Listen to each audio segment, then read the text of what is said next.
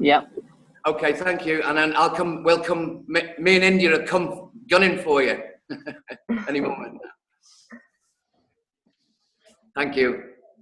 Okay, John, I've made you host. Can you record now? Yes, it's recording now. So welcome to the show. Welcome to Tarapoto, Peru. And welcome, India Irie. Come in, please. Absolutely. It's so good to be back with the Mission Impossible family. Been going through some moving and changing, but I am located now in a warm environment that is conducive to me doing my very best, let me just tell you. So I am so happy to be able to catch up to all that's been going on, because we are on the very edge of some magnificent earth as well as humanitarian changes. On every venue, no matter where we fix our gaze, we're seeing new and brilliant opportunities springing forward. And those are some of the opportunities and the new changes we're going to be discussing on Mission Impossible Peru today, the spaceship show. So thank you, Dave, for holding it down for me when I had to be traveling and flying through the air, but I appreciate you, and I'm back. Thank you. And I've got Javier here, and he comes in every day, twice a day, and he takes the SOTA pulse, so you can see it there. And he couldn't walk when he came here 2 weeks ago, and he's flying down the road now. And we've changed his diet in this. This is what we do here. We do it actual on the ground. This is Right. Dr. Garco's The pulsar. magnetic pulsar, and here's proof. Stand up, Javier. Stand up. Bienvenidos. Ejercicio. Ejercicio. Hey, look at him going now, look. Gracias, Javier. Absolutely. Mission Soy Posible. Okay? We've got Mission as Possibly written on the board. And we've got the new. It still makes sense. Yeah, we bought a motor car that Carl's going to convert over to electric, which is going to be outstanding here. Absolutely. You've jumped ahead of us, Dave. Stop it. Hold your horses. And we've just been fitting the ramp so we can drive up here and put it in the garage. And we've got a driver. You'll see him around Tarapoto with his T-shirt, Mission Impossible T-shirt, and he'll be going picking you up when you come over. So we're going at 100 miles an hour here. In fact, I think it's about 155. Absolutely. Let's do the introductions. Let's have John Carl restate what he did before when we weren't quite aboard with the recording. So tell us about where we can listen to the show. Anyone who's just now tuning in, or if there's anyone who missed the beginning or another show, where can the archives be located? So first, where can we be seen live now? Second, where are the archives to be located? Okay, the live show happening right now is on My Showroom TV, or myshowroom.tv/profiles/MIP live. And unfortunately, it's just a little tiny window. I haven't got a way to fix that yet. That's just a function of the software. And the archives will be on my YouTube page. I'm not even going to try to bring it up because that's what happened last time, and we got all kinds of feedback, and it went crazy. So I'm leaving Firefox closed.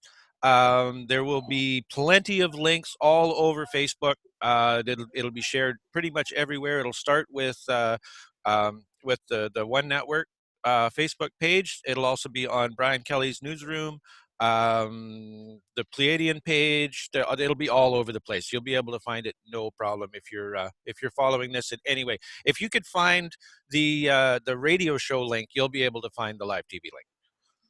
Perfect. Just because I know I've come across that question before. In India, I do believe Alfred Weber's taking a very, very close interest, and he's going to be posting it on Exopolitics TV as well. So Kevin Annette's keeping a very close eye on us. So we're going to be having some really very good interviews in the future with these great people. But who have we got in the room today, India? Absolutely. And we send a cheery hello and all of our love to Alfred, because he's been a supporter. If you remember, Dave, he was on the very first episode we ever did of Mission Impossible. So he's been on the ground with us, literally in spirit, from the very beginning, and we appreciate his support and we honor all the work that he does.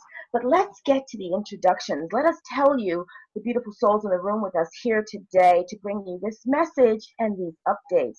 So as we've heard already, John Carl, the producer extraordinaire, holding all of this together and making sure that we don't goof too much. John Carl, just say hello and welcome. Well, hello everybody, and welcome to the Mission Impossible Mission Impossible Peru #4. This is Numero 4. Numero 4.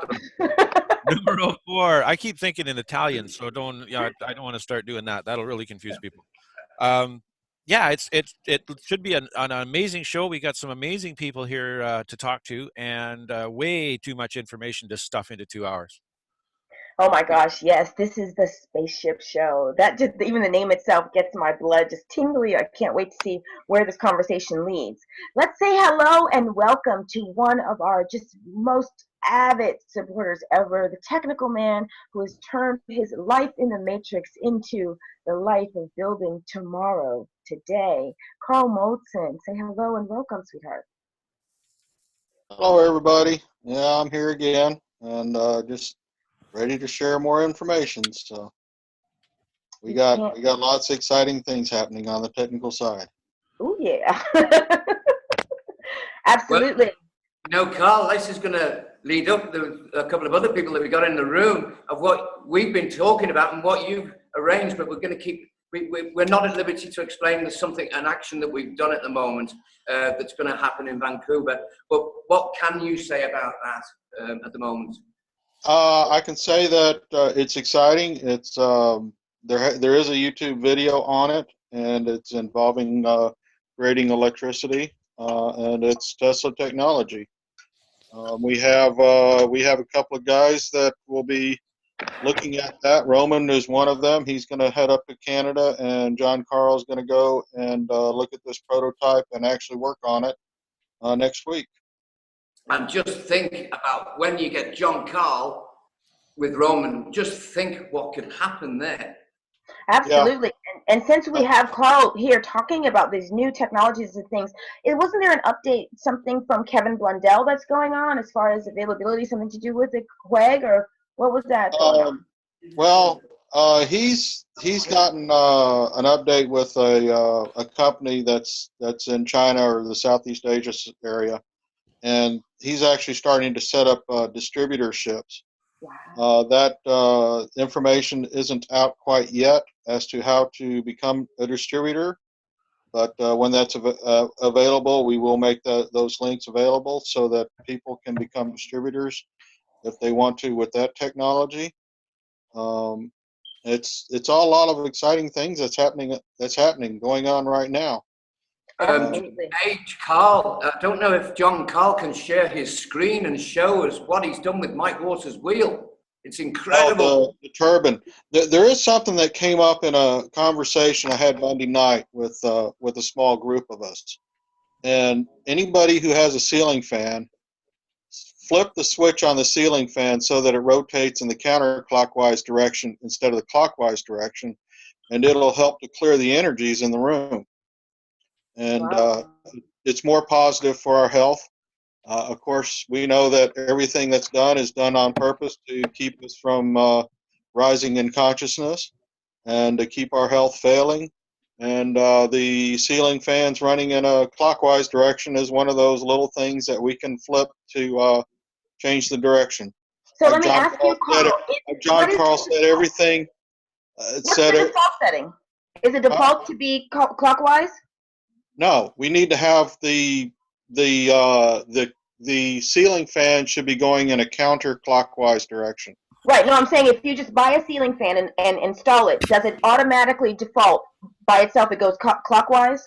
Well, they always have the blade set up so that when it's running clockwise, it pushes the air down into the room. Okay, so that if you don't change it automatically goes. So the air is moving up, and it creates a circulation in the room that's more uplifting, and it's energetically it's more healing for our bodies. I love that. See, things that I would miss if I didn't know you guys. just a little thing that came about, and it's like, wow, yeah, that's something that everybody can do that can make a little bit of difference in their life, and yeah. That is brilliant. So let's carry on with the introductions. Dave, you're going to do the whole show before everyone gets to say hello. He's so excited. This is why women are needed. Let me bring out the tip. I'm like a big child, you know what I mean? It's great to Well, have. down boy, just for a moment. Let's let the boss say hello. We have Bose Beckstrom is in the room. We're so happy to know you, to work together with you. We appreciate all of your input. Say hello and welcome to the show, Mission Impossible Peru, Bose. Is he on mute? Boss. Boss. Oh, okay. Is that me? Okay. Okay. I actually want to raise the question because this latest news about Keshe and Vossa, it's really exciting, but I've been following them for a very long time and they haven't really delivered. So I'm just hoping for that they will deliver this time, but I don't know what you think about it. Well, there's somebody in the room might be able to answer that for you. What do you think, India? Can you see anyone in this room that might be able to answer that? I defer to you for all of the technical specifics because I never say anything is impossible, and I just say if we haven't seen it, it's because we haven't seen it yet.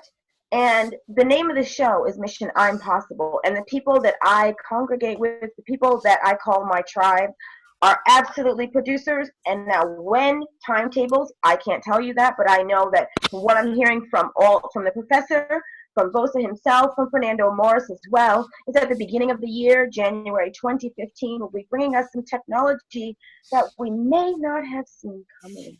I can see somebody. Well, I think it's time to introduce Joshua. Yeah. I think it's time to introduce Joshua. Let's with let the you new do that. technology. Well, we've got a toss up, you see. If we introduce Josh, what do we do about Donald? I mean, Well, this is the spaceship man, and this yeah. is a spaceship meeting, so we've got to meet Donald and we've got to meet Josh. Now you've got to decide which one you want, India. Well, let's let them all say hello, and then we'll bring them all in. Because don't make me put order onto people, because I think we're all this beautiful web, and we're all going together on this journey. So let's let Josh say hello. Josh, you are the creator of maglev technology. And you are bringing this information forward to us today.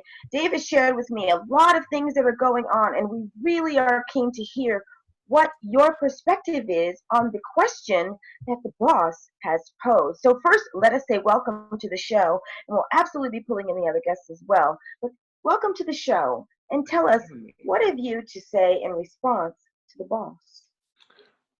Well, thanks for having me. Good morning, good afternoon, good evening, wherever you are. I didn't quite hear the boss's question, so to respond directly, I would have to ask him to rephrase the question. But real quickly, you just said that that I'm promoting maglev technology. That's not actually true. It's maggrav technology. I'm sorry. Magnetic and gravitational field technology. The easy way to understand that is you got magnetism and you got gravity. Present day revelations in the world of physics is that similar to what happened with electromagnetism, the same thing is happening with magnetic and gravitational fields. They're uniting. So now we'll have maggrav technology. And that's the project I'm launching called the New Energy Industry. The New Energy Industry introducing maggrav technology. Sorry to interrupt you there, Josh. It's important that I make a point that you're creating, and this is what Mike Waters says, you're creating a new industry. Yeah, that's my goal, is to promote the organizations that are, I mean, there already is the New Energy Industry, which is the name of this project. Here, I'm just going to show you my screen real quick so you can see what I'm talking about. Absolutely. Oh, this is posh, isn't it, Josh? This is the website I've been working on. It's called the New Energy Industry, introducing maggrav technology. And if you go to the website, thenewenergyindustry.com, you can check this out in greater detail. But the idea behind it is to introduce a new discovery in the world of physics that has the potential to change the entire world by ushering in the new era of galactic space exploration, based on our new understanding of gravitational field harnessing and control. And like the name, the New Energy Industry, basically came from following several different organizations working on technologies that all overlap. They're working on the same thing in different ways. So essentially, the industry leaders are the Resonance Project with the Harriman-Rauscher solution in physics, and then the Kesh plasma generator and the Searle effect generator as two different means of engineering to harness this fundamental torque in the fabric of space-time. So this is essentially the emergence of the new energy industry, introducing MagRav technology. Welcome to the future. So that's the quick nutshell. Hallelujah. Cool, Josh. And we had a lovely little chat earlier with our team to introduce you to the show. And now you meet the lovely Indy Irene, and you've got Cami here as well. We've got Barb in the room, and we've got Paul Exall in Manchester. Anna Lipari, she'll be posting all these links of yours. She works our undercover agent, Anna Lipari. So we've got a great room full of people here, and we're going to bang heads together now. We're going to take to 5D. We're going to get in the spaceship with you. So India, Josh will come back to you because that was a fantastic introduction. But let's bring Donald on because this is where it gets exciting. Absolutely. Welcome to the show, Donald Walton. Are you still in Ireland or have you relocated? Unmute yourself, Donald, please. Yes. Can we hear you? You just unmute yourself, Donald.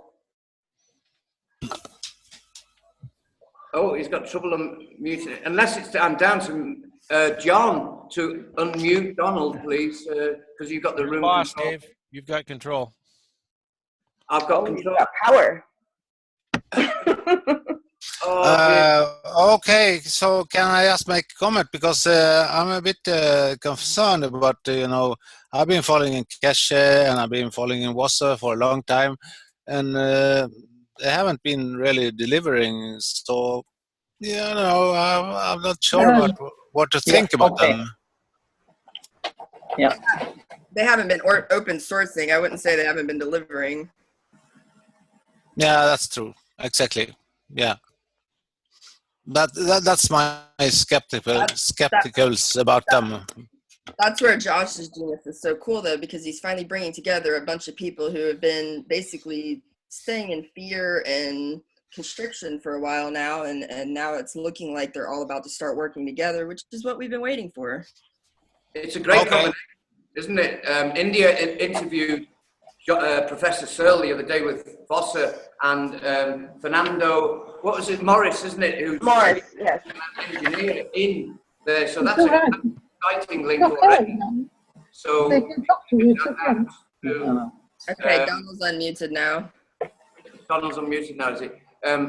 Well, this is the way the show goes, bounces. But what I want to do is, I just want you to know who Donald is. So I'm sorry to interrupt you, boss. We'll come back to you. It's just that we've got this mouth-watering clash of two great people, Josh and Donald. So, India, can you bring in Donald, please?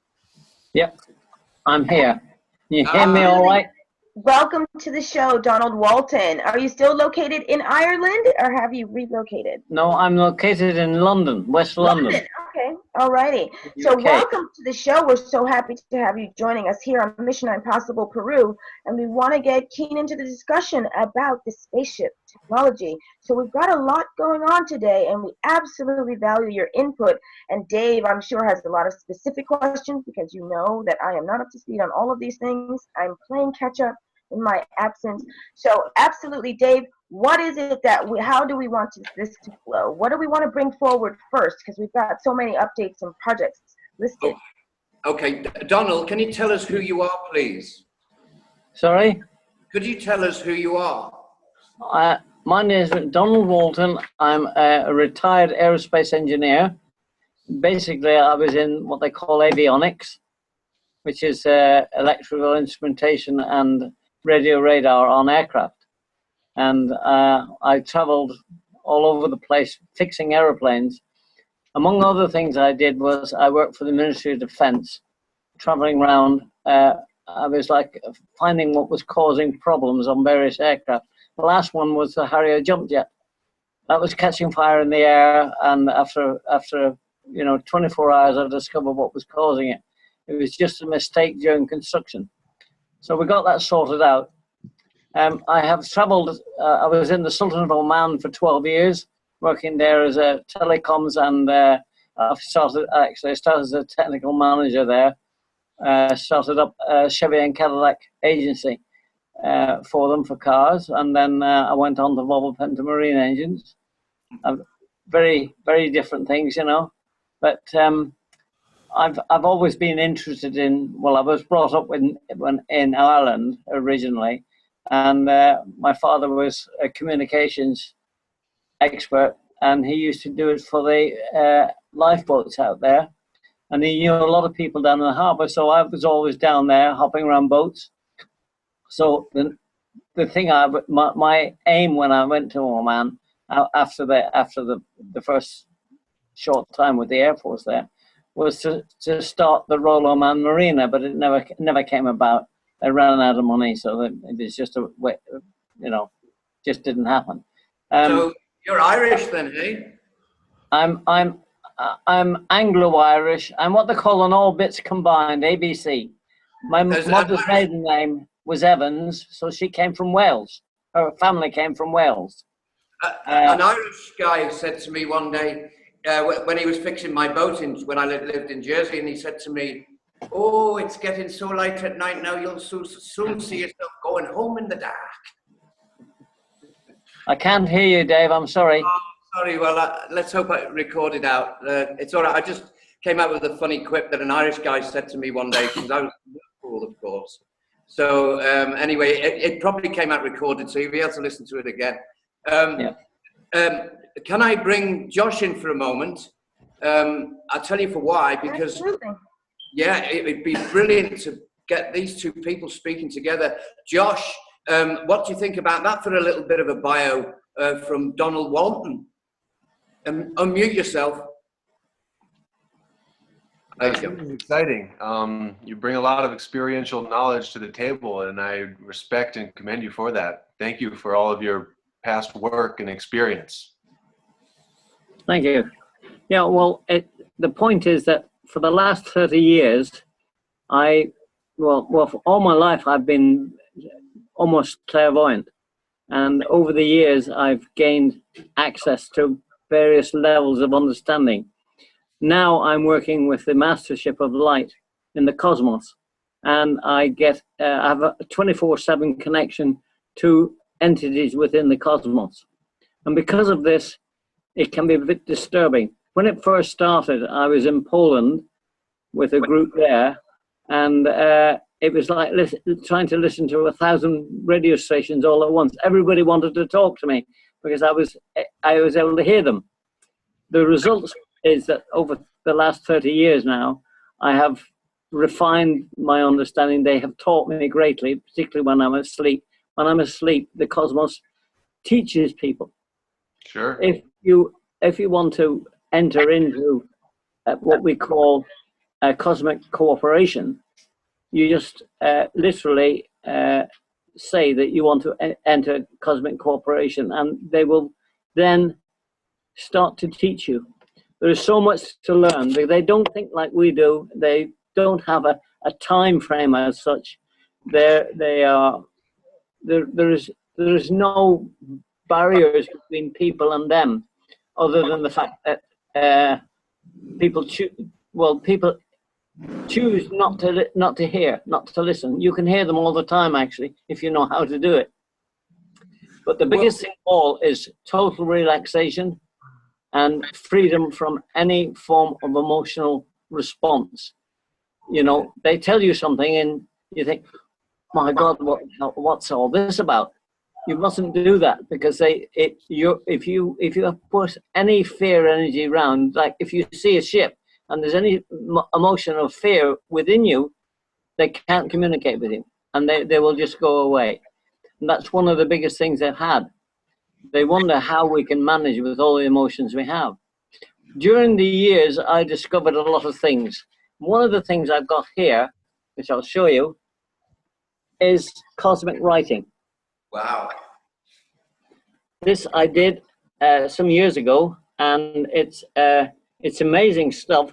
I don't understand it. I haven't found anybody who can read it. Somebody in Poland, a clairvoyant person, tried it and wasn't very successful with it. It goes on down to the end, and there's a date at the bottom there somewhere. But anyhow, India, are you there? I think Carrie Ellis should see this. Absolutely, Sorry? because it might translate to some of the symbology that is, represented on the scrolls, or even, I'm thinking like maybe it's actually a you see a lot of the ancient texts, and then we're learning about light language and that sort of thing. So it might be something that predates anything that we're familiar with, but might be able to be translated using some of those different venues. That's thrilling. It is light language, and there are no symbols like that in the scrolls. Carrie cracked scrolls, didn't she, in the Alpha Omega scrolls, Donald? So Carrie might be a really good bet to give this, send her some of this, photograph it or something, and then send it to Carrie. We'll send it to Carrie. Yeah, you know who else? You could have Amy Pomar take a look at it and see what she comes through in a drawing, because like I said, she can probably get a hook onto the vibration or the resonance of what that message is and illustrate it for us in something completely different, rather than trying to translate it verbatim, according to linguistics that we're so locked into. So that'd be interesting to kind of see. I actually have a copy of another just like that. The symbols are exactly the same that somebody sent me, and Carrie couldn't translate them. But I think Amy's probably the best bet when it comes to that.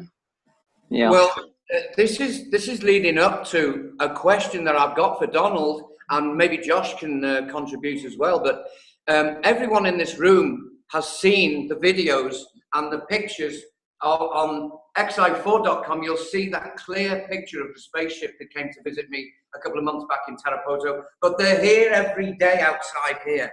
Now, Donald, what are they saying to us?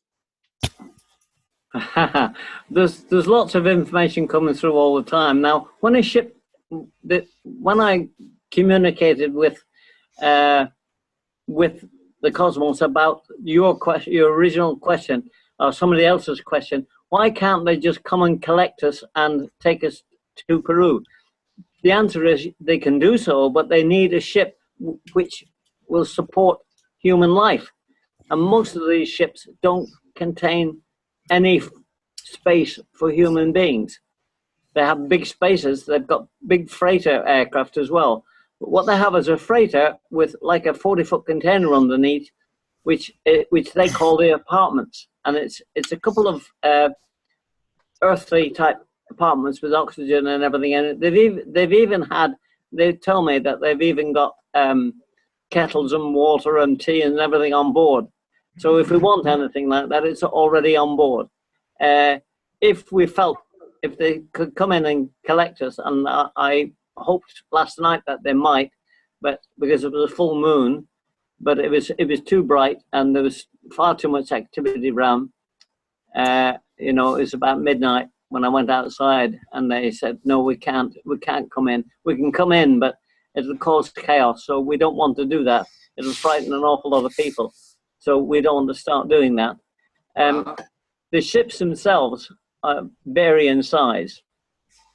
The mothership that they have described to me, I think this is 5 miles wide. Is 35 kilometers long. Wow. It's 8 kilometers wide and 5 kilometers high, and the smaller ships just fly straight inside one end of it, and they literally hover outside and then just slide into it, and they have airlocks and everything there so that people can move from ship to the actual mothership. But the mothership is huge. It's got about 14 floors inside. And each area, they have an area where human beings can be. They have areas where other people can be. And they have very strict controls over this, because in some cases, you don't want to see the people that are in there. They are the most peculiar looking things you've ever seen in your life. They gave me some details of their body structure. Some of them have got, instead of having a single spinal column, they have two. And if you imagine going from the legs straight up to the neck in a continuous structure similar to a spinal column, and the legs are hinged at the bottom and the arms are hinged at the shoulders, somewhat similar to ours, but it seems to me a far more complex joint. Also, the people I was spoken to, the planet has half the actual gravitational pull of ours. So they don't like coming on our planet because they get tired very quickly, and it can damage their spine. So that's just one of the aspects. The ships, the big motherships, are built in space. I think there's actually 12 now throughout our cosmos, and they describe things to me in a different way. They said we live in an embryonic system. Our planet is in an embryonic system of 12 planets. Then 12 of those systems become a galaxy. Become a system. A system. Embryonic systems become a system. Yes, it's an embryonic system. Then 12 of those become a galaxy, and 12 galaxy become a cosmos, and then there's 12 cosmoses make up a universe. There are 12 universes basically making up a total mass. But when you work it all out, it's all based on 12. The number 12 is, funnily enough, it is their numbers. Everything is based on the number 12. The ships, some of them I've seen them around. The clouds stick to the ship hull. They alter the frequency of the hull, so you can see it if they want you to, but they don't want to be Donald. Very much. Donald. Yes. Can you answer the question? That ship that I see that comes above my head. What type of ship's that one? Do you think? Sorry. I'll tell you. The spaceship above my head here. Oh yeah, it's a research vessel that is remote controlled. It doesn't normally have people on board. It's all remote controlled from a mothership, which is probably 30,000 kilometers out from the Earth, and that is controlling these ships. And it brings them in. At any one time, there are over 250 ships around this planet. This planet, in cosmic terms, is the most important one in our system, because we are this Earth of ours is going to change its complete orbital structure with the other planets, and it will lead us into a completely new what's the word for it? A completely new orbit. The orbital planet structure of the planet is changing now, and scientists have suddenly started to see this. They've started to notice it, but they won't admit it in case they're wrong, because they've done it before. They've announced something, and then everybody says, "Oh no, it's totally wrong." So they're all frightened of each other now. Donald, can I ask you another question? Yeah. This planet is known as the planet of war. Is that correct? He's saying that this planet is known Yes. as the planet of war. That's all that. Well, it's actually not quite correct. The planet originally was a planet of knowledge and of love and light, and this was stolen from us by a group of manipulators, we call them, who were from another planet. I can't remember which the planet it was actually from, but they came and they were geneticists, and they altered our genetic structure. We originally had a DNA with 12 strands to it. They destroyed that and left us with 2 so they could control us. And that's how we're stuck now. But in time, if you are working with the cosmos, in time, those strands they're still in our body, just floating around. And the actual doctors have discovered this in several people. And as they start to come together, you get all sorts of other things happening in your body. The claim is that you don't need to grow old and die. You can stay more or less at the age that you're best at. Usually, in men about 35 years of age, in women about 25 years of age. But as we're older people now, it'll take time for us to go back down into that state. The aging process ceases once you enter into cosmic cooperation.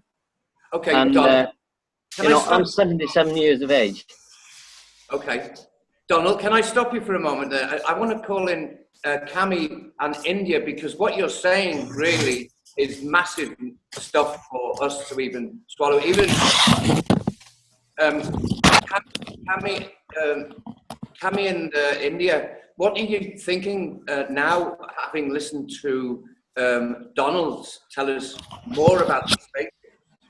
Well, it just reiterates to me all of the things that are clearly evident if anyone is to ever take that journey down through studying ancient civilizations, studying the traditions of times gone by that is prehistoric. Any of the ancient texts that people call the religious, if you kind of peel away the layers of that, the crap that's superimposed over the truth, the light message is there. The truth about people living and transitioning, not dying, not decaying, not going through that process.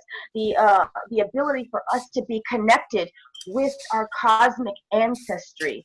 I'm part Native American. I've been always told about the star people from which we came. You can study the Dogon traditions. I mean, you can go back further than what is offered to us and spoon-fed to us through what we call the education system. And system is an old word from Latin that means sewer. So that's the system that's embedded in us just by being here on this planet. But if you do the critical thinking, if you go back and read these books, or even you can find everything on YouTube these days, books will read themselves to you. So the information is there. So you take the ancient, coupled with the channel messages or messages that people get from star beings or other galaxies or other star nations that are being just given and dumped on humanity right now. The truth is right there. There's nothing new about what he's saying. What he's saying is that we are going back to the future, back to once where we came from. You know, that this period of that, the lessons that we needed to learn, I think we needed to appreciate so many things that maybe we're taking for granted. We don't have to even understand why we're where we are, but the fact that where we're going has been achieved before, and it's time that we collectively remember. India, can I ask you a question? Absolutely. Have you seen the front page of the Alpha Omega scrolls in Lima that Kerry has cracked? No, I actually haven't. Okay. Well, let me tell you a little bit about it that will reinforce Donald's work. The spaceship that came here that's on, let me share my screen. Let's see if I can pull it up. There's the spaceship that was here. I'm going to show you something to make your hair curl. Let me. I can talk about those symbols. I've studied those with Carrie quite a bit. Share screens, okay? And I'm going to show you this. Okay. Now, this spaceship that I'm pointing to here, what you can't see on that particular picture is there's a tuft on the top of it. And that tuft is the same spaceship that on the Alpha Omega files on, in Lima. And it's got a tuft of cloud showing you how it came in. And please feel free to comment on that, Donald. Yeah. Let me just stop screen. Okay, now we're back again. Okay. Yeah. Basically, the shapes of the ships. There are 5 main ships that you can set up as an outline. There's the triangular ship, which has been seen fairly often, and that is sort of like a big floating triangle. It's probably about 160 meters across, or even 200 meters across, and it is about 30 meters high in section. They have been seen quite regularly throughout Europe, throughout the world actually, but there's a whole series of ships of that nature. The other one is the one that the clouds look like a pyramid in the air, and that's the Palladian ships, mainly Palladians, and they're around quite a lot. There are other ships which the so-called flying saucer type ship, which is that it's a lot of them are not flying saucer. They're not saucer. They're actually elliptical ships with it looks like a crescent moon. It's a moon-shaped one, and it flies with one edge forward. This is done in a system which is quite incredible. It appears that is that come in, Josh? Yeah. That's actually all over the scrolls as well, that symbol, the saucer symbol, as well as the divine heavenly sciences, combining heaven and science, spiritual science, and a new UN, like a new United Nations that dissolves all borders. They have the galactic symbol, the science meets spirit symbol, and the galactic symbol is represented by those saucers. Yeah. Wow. Yeah, the shapes of the ships vary quite a lot. So does the size. There's some quite large ships come fairly close to the planet. A lot of the larger ships can't get too close because the gravitational pull of the planet is too great for them, and they cannot get into that because in fact, some of the crashes that have happened on the planet is being caused by ships who are not strong enough to enter the gravitational pull of the planet Earth. And that's basically... What do you know about the cigar-shaped ones? The cigar-shaped ones, they are freighters, basically. They're moving stuff around all over the cosmos. They can carry people, but they have to have a special unit fitted underneath them, which they call the apartments. Now, what they have done in some cases, in some of the bigger ships, they have put the apartments inside the actual ship itself. But it has to have all the human life support systems on them. And that is, they have oxygen generators and everything in there. So it's quite a complex piece of kit. The cigar-shaped ones, there's a cigar-shaped one that you would say flies sideways. He does actually. He's about I think about 700 meters long, and he flies what you would call sideways. He doesn't fly from front to rear. Mm-hmm. He flies sideways. Well, actually, it isn't completely sideways. He flies actually at 45 degrees to the forward movement. Donald, can I come in here? When the ship leaves here, you can see the cloud mark of it leaving, and it's zigzagged in shape at 45 degrees today, and it's absolutely dramatic when it's gone. And the clouds are all shaped like that. It's fantastic. Makes a great photograph or a film when you pick it up. It's incredible. Well, when you see when a ship leaves the clouds, they go extremely fast. Like 1 second they're there, next minute they're gone. They're doing over 30,000 miles an hour. And I asked them once when we were in Poland. I said, "Listen, we can hear you guys, we never see you." And they said to me, "Well, what do you want to do?" So I said, "Well, look, can you put some lights on?" They said, "What color would you like?" So white will do. So anyway, they told us in so many minutes. They asked us what time it was with us, and I told them, and then they said, "Right, we will go around the planet and come back in from a northerly direction, and we'll put the lights on for 10 seconds. You could see us then." So I thanked them for that. And then the time, it took them exactly 4.5 minutes to go round the planet completely at about the equivalent of about 100,000 feet. So they were going incredibly fast, and when they came over, they slowed the ship down so as we could actually see the lights. We saw 3 lights in the V formation over the top, and they were gone within 10 seconds. It was gone. Wow. But they said, "That's it, folks," and just tell the other people who are arrogantly sitting under the trees so they can't see what's happening. Tell them we don't really want to work with those people. So they were quite critical of the people who were just sitting under the trees and not bothering. Well, Donald, can I bring some of our techies in? Can I bring Josh in and let's have a chat with him, because Josh is with Kesh. Josh, can you tell us? Can you contact Mayor and Kesh? I haven't been in direct contact with him yet. No, I'm just recently launching this project.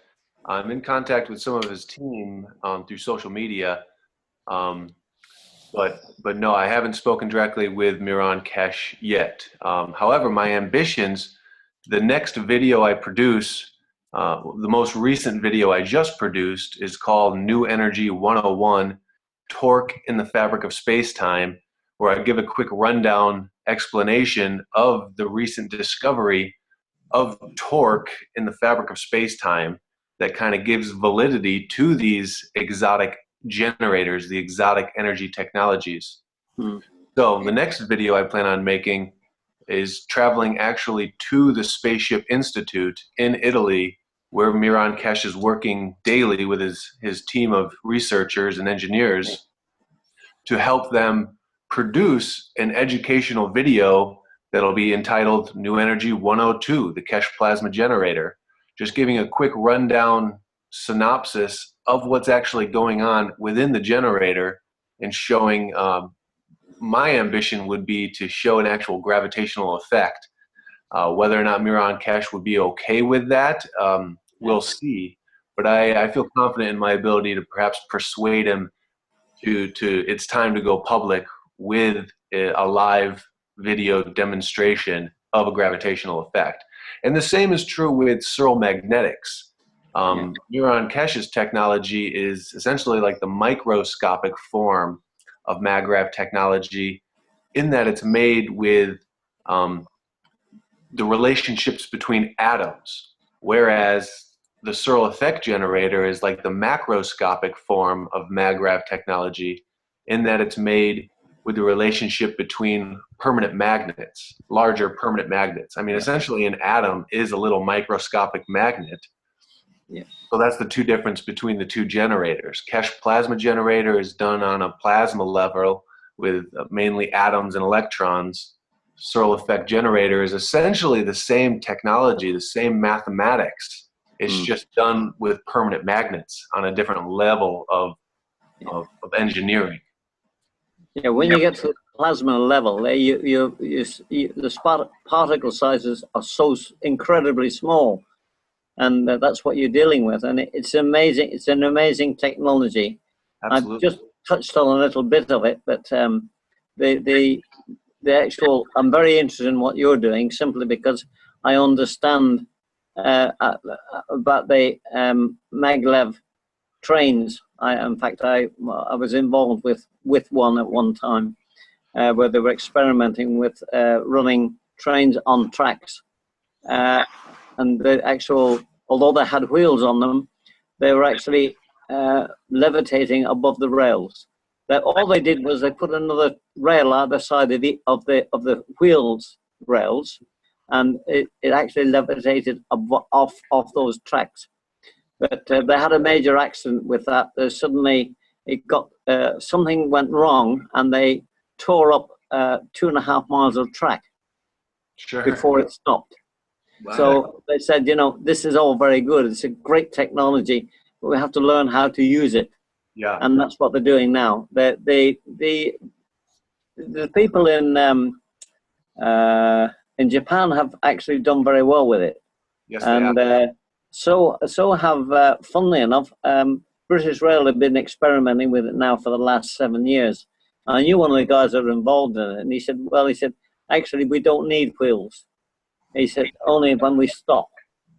So he said, stopping it is quite easy. All they do is they have a set of grab magnets on either side that grab the rails on either side, and that stops it. So, and they can put it in positive and negative going energy, and it depends on, it can actually cause it to accelerate as well. Yeah. That's another technology they're using. But it's a fascinating technology. Like, I've been an engineer all my life, so I've seen all sorts of technology, and I've been involved with it. But we're more interested in the spaceship on this program. The spaceships actually, some of them are actually made of organic materials, and how they make them is they actually grow them. They put a structure up, and then they put a materials and what do you call it, plants onto the structure, and they grow that out, and then that is the whole of the ship. The ship is actually grown. They explained this to me some years ago now. It was a fascinating technology. They said, your people on the planet have suddenly started to understand that they can grow things on walls, so they make decorative walls with plants. And he said, that is a step, it's about 10 steps short of what we're doing. So I said, well, tell me more about yourselves. So they said, well, the technology we use, we've done away with wheeled vehicles about 10 centuries ago. And they said, everything is what you would call levitated. We've been doing levitation for years. And they actually commented that a lot of the stone structures all over the world, they were all done through levitation using sound energy. There's an article on the internet at the present moment about it. In fact, there was a film on TV last week, in which I saw it. They were talking about ancient aliens. They sort of say, well, did they come here? Where did they come from? And will they come back? Well, of course, they were here. They gave us a great deal of information, and we lost the information for various reasons. I can't give you the actual details of that because I don't know it. But the fact is, the master geneticists came into this planet and messed it all up. They messed everything up because our bodies are not made correctly. It's the nasal system is totally wrong. It's not designed for being upright. It's designed for people with the head forward and down. And it doesn't drain properly. That's the result of the mess they made of us. There's quite a lot of other things that happen to us. And Can I ask you a question, please? Yeah. What you were saying earlier, before you went on about a bit of the history, what were you saying before about the plants and the growing food gardens on walls and stuff like that? So that must be biomimicry, or close on to what David Adair calls symbiotics. Is that what you're talking about? Yeah, more or less. Yeah, yes. That's how it's done. They have a material. There's one of the planets actually, the whole southern hemisphere of their planet, which is about 30% bigger than this planet of ours, goes over to a material they grow, which is like a tubular structure. And they make everything out of it. They can build houses out of it. They grind it down and fuse it together with heat, and it is used. And they build ships that way as well with it. But it's an amazing thing. And some of the planets have got rock. As I said, we've got rocks so hard that a diamond wouldn't even touch it. It wouldn't scratch it. But if we cut a piece off it, if we broke a piece off it, and it's very, very brittle, that's how they use it. They break it up and put it into a resin, and they can cut anything with it. But everything else except that particular rock. And it's quite amazing. I've got another question for you, and it's really linking all these things together, and just like Josh is doing with maggrav, and just make it quite clear that you were talking about maglev, and Josh is talking about maggrav, magnetic gravity. Yeah. Okay. Yeah, maglev is essentially just a further development of electromagnetism, electricity and magnetism, whereas maggrav is the new discovery in the world of physics of magnetic and gravitational fields. And what I mean by that is, like, planet Earth, the planet we're on right now, planet Earth has a magnetic field and it also has gravity. But they're not two different things. They're different expressions of the same thing. So the Earth has actually a maggrav field that is a magnetic field that protects us from solar radiation, as well as gravitational field that keeps us held to the surface. Yeah, so that's the new kind of revolution underway in the world of physics, is with a new understanding of gravitational field and how it is actually connected to magnetism, maggrav technology. That's right. Well, in fact, as you know, you can have magnets that are positive and negative going. And basically, that's the same way with gravity. You can do both. You have both on planets. Some planets have extremely low amounts of gravity, and you know, if you went on board, you could walk 10 paces, and you have to be careful because otherwise you end up floating above the actual surface you're walking on. But the people move around mainly in vehicles on those planets because it's so difficult for them, and they developed this over years.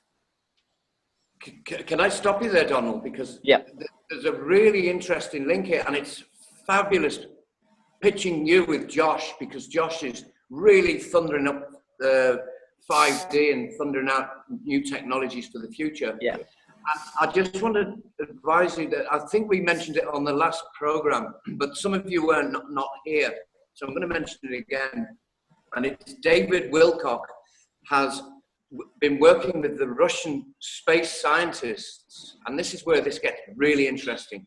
And he's got a 40-minute video that we've posted with the last show that if you have to pay for, you have to actually pay $9 a month to listen to Gaia TV. And David Wilcock has joined 3 or 4 scientists together in the Russian Academy and all their technology, and realized that if you just go out and buy, and you can do this yourself tomorrow, but I haven't got it. I need some money. I need someone to donate on it like for this sheet of aluminium. He says all it comes down to is buying a sheet of aluminium and folding it in a spiral and putting a chair in there and sitting in that. That eradicates all EMFs, cell phone waves, everything. And it gives you a sense of clear consciousness. You can actually shoot into a clear sense of consciousness, and you should go in there and get your pen with you and write down all the stuff that you're going to get. It's only aluminium. That's all you need. Josh, what do you think of that? I haven't heard of that specifically, but I definitely buy into the notion of the Fibonacci sequence and toroidal energy fields and the vortexing nature of energy, and energy moving in a coherent vortex has healing properties as well as consciousness enlightening properties as well. So I haven't heard specifically of the device you were talking about with the aluminium, but I have heard of other devices that with the same kind of engineering of the vortex and tapping into the Fibonacci sequence or the Fibonacci spiral and the benefits that come along with that. Yes, definitely. Okay, guys, I have some questions to Josh and Donald, if you get time, please. Yep. Yeah, because I've been following in Keshe and I've been following in Vossa for a long time. I've been a little bit disappointed, but they haven't really delivered. You know, you might know. So, what's your take on it? I mean, those two guys, Vossa and Keshe, are they really going to deliver? I surely hope they will. You know, I wish for they will, but I'm not really totally trusting. Sure. Well, if I could just jump in, I would say, like, if you look at the whole new energy industry as a whole, all of the scientists and engineers who are working on their own form of technology and claiming that they have something to deliver, I mean, it's really hard to find an individual or a case where someone has actually delivered. It's because there are, very definitive levels of suppression involved with this technology. And for years, Cash in particular has been, battling with different layers of suppression and trying to get this technology out. In 2012, he ran the campaign where he was giving the USB sticks of all of the information to the world governments via the world ambassadors. So that was like a level of getting this technology out was giving it to the world governments, while also kind of informing them that, like, this is what I'm doing and this is the technology that's coming out.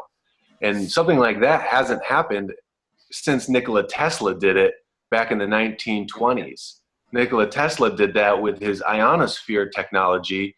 He gave it to all the world governments saying, like, this isn't just a new iPhone or a new computer that people are going to buy. This is world-altering technology, and everybody needs to have access to it and kind of be aware of it. So that was like the first layer of Kesh trying to get this technology out, was through the world governments. Since then, he's also open sourced all of his patents on the internet itself, and I was able to download them. And within this MagRav technology CD that contains Miran Kesh's patents, the full for gravitational and energy systems, with Adobe Illustrator file patent images, as well as a video animation of the Kesh plasma generator itself, with an elaboration on the engineering and the technology behind it. So since then, Miran Kesh has also just recently launched the Spaceship Institute, which is really a teacher-trainer program to bring scientists from around the world to work with them at the Spaceship Institute, so that Kesh can teach scientists this knowledge, so that then these scientists can teach it to their corresponding nations. His philosophy, Kesh has had such difficulty getting this technology out. He's tried to give demonstrations, and then, for example, in 2010, Kesh in Belgium was going to hold a conference where he was going to demonstrate a reactor floating at a conference in a hotel in Belgium. A day before the event, the Belgian government came in and confiscated all of their stuff, which stopped that event from happening. So since then, his philosophy has become, you can give a man a device and he can beat it with a stick and still not understand the principles behind it, or you can teach him the philosophy and the science behind the technology, and then the technology will start emerging in laboratories around the world. And at that point, once the knowledge is effectively disseminated, it becomes insuppressible. Like, you can't stop knowledge once it's emerging in laboratories around the world. So that's Kesh's current phase of the dissemination of this technology. It has to start with education. He's waking up, isn't he? Okay. I hear you, Josh, but the thing is that oops. Okay. If I might jump in here. The thing is with Keshe and Vossa, I mean, they are really not sharing freely their tech. That's my problem. If I might jump in here, Bosse, the Keshi, the only thing he actually said he was going to release was a generator, and it wound up that he needed to give that technology over to the people of Italy. And at that point, it kind of went dark, and we don't know where that's at. But we do have some evidence that the basic premise of what Keshi was working on is actually in use today. We have the two U.S. drones that were picked out of the sky in Iran or in Iraq or in Iran, sorry, using that technology allegedly, and we also have recent happenings with the U.S. destroyer down in the Black Sea, where the single Russian aircraft came and rendered it useless, just like Keshi said would happen if they were to aggress on his country. It's not totally out in the open yet, but we do have some evidence that this stuff is actually out there and is being used right now. It's also clear he's been on the run for his life for quite some time now too, so it's kind of hard to get things done under those conditions. Yeah. Right? Yeah, okay, that's totally true. He must have been on a very stressed, yeah, so sure. And the notion of doing research and development into this technology requires a tremendous amount of funding. I mean, to fund a professional laboratory with, a CNC lathe, other kind of engineering equipment, if not even the need of precision engineering equipment, we're talking of hundreds of thousands of dollars of equipment alone before we can even start engineering devices. Yeah, but the problem with me is that I see Vossa and Cash.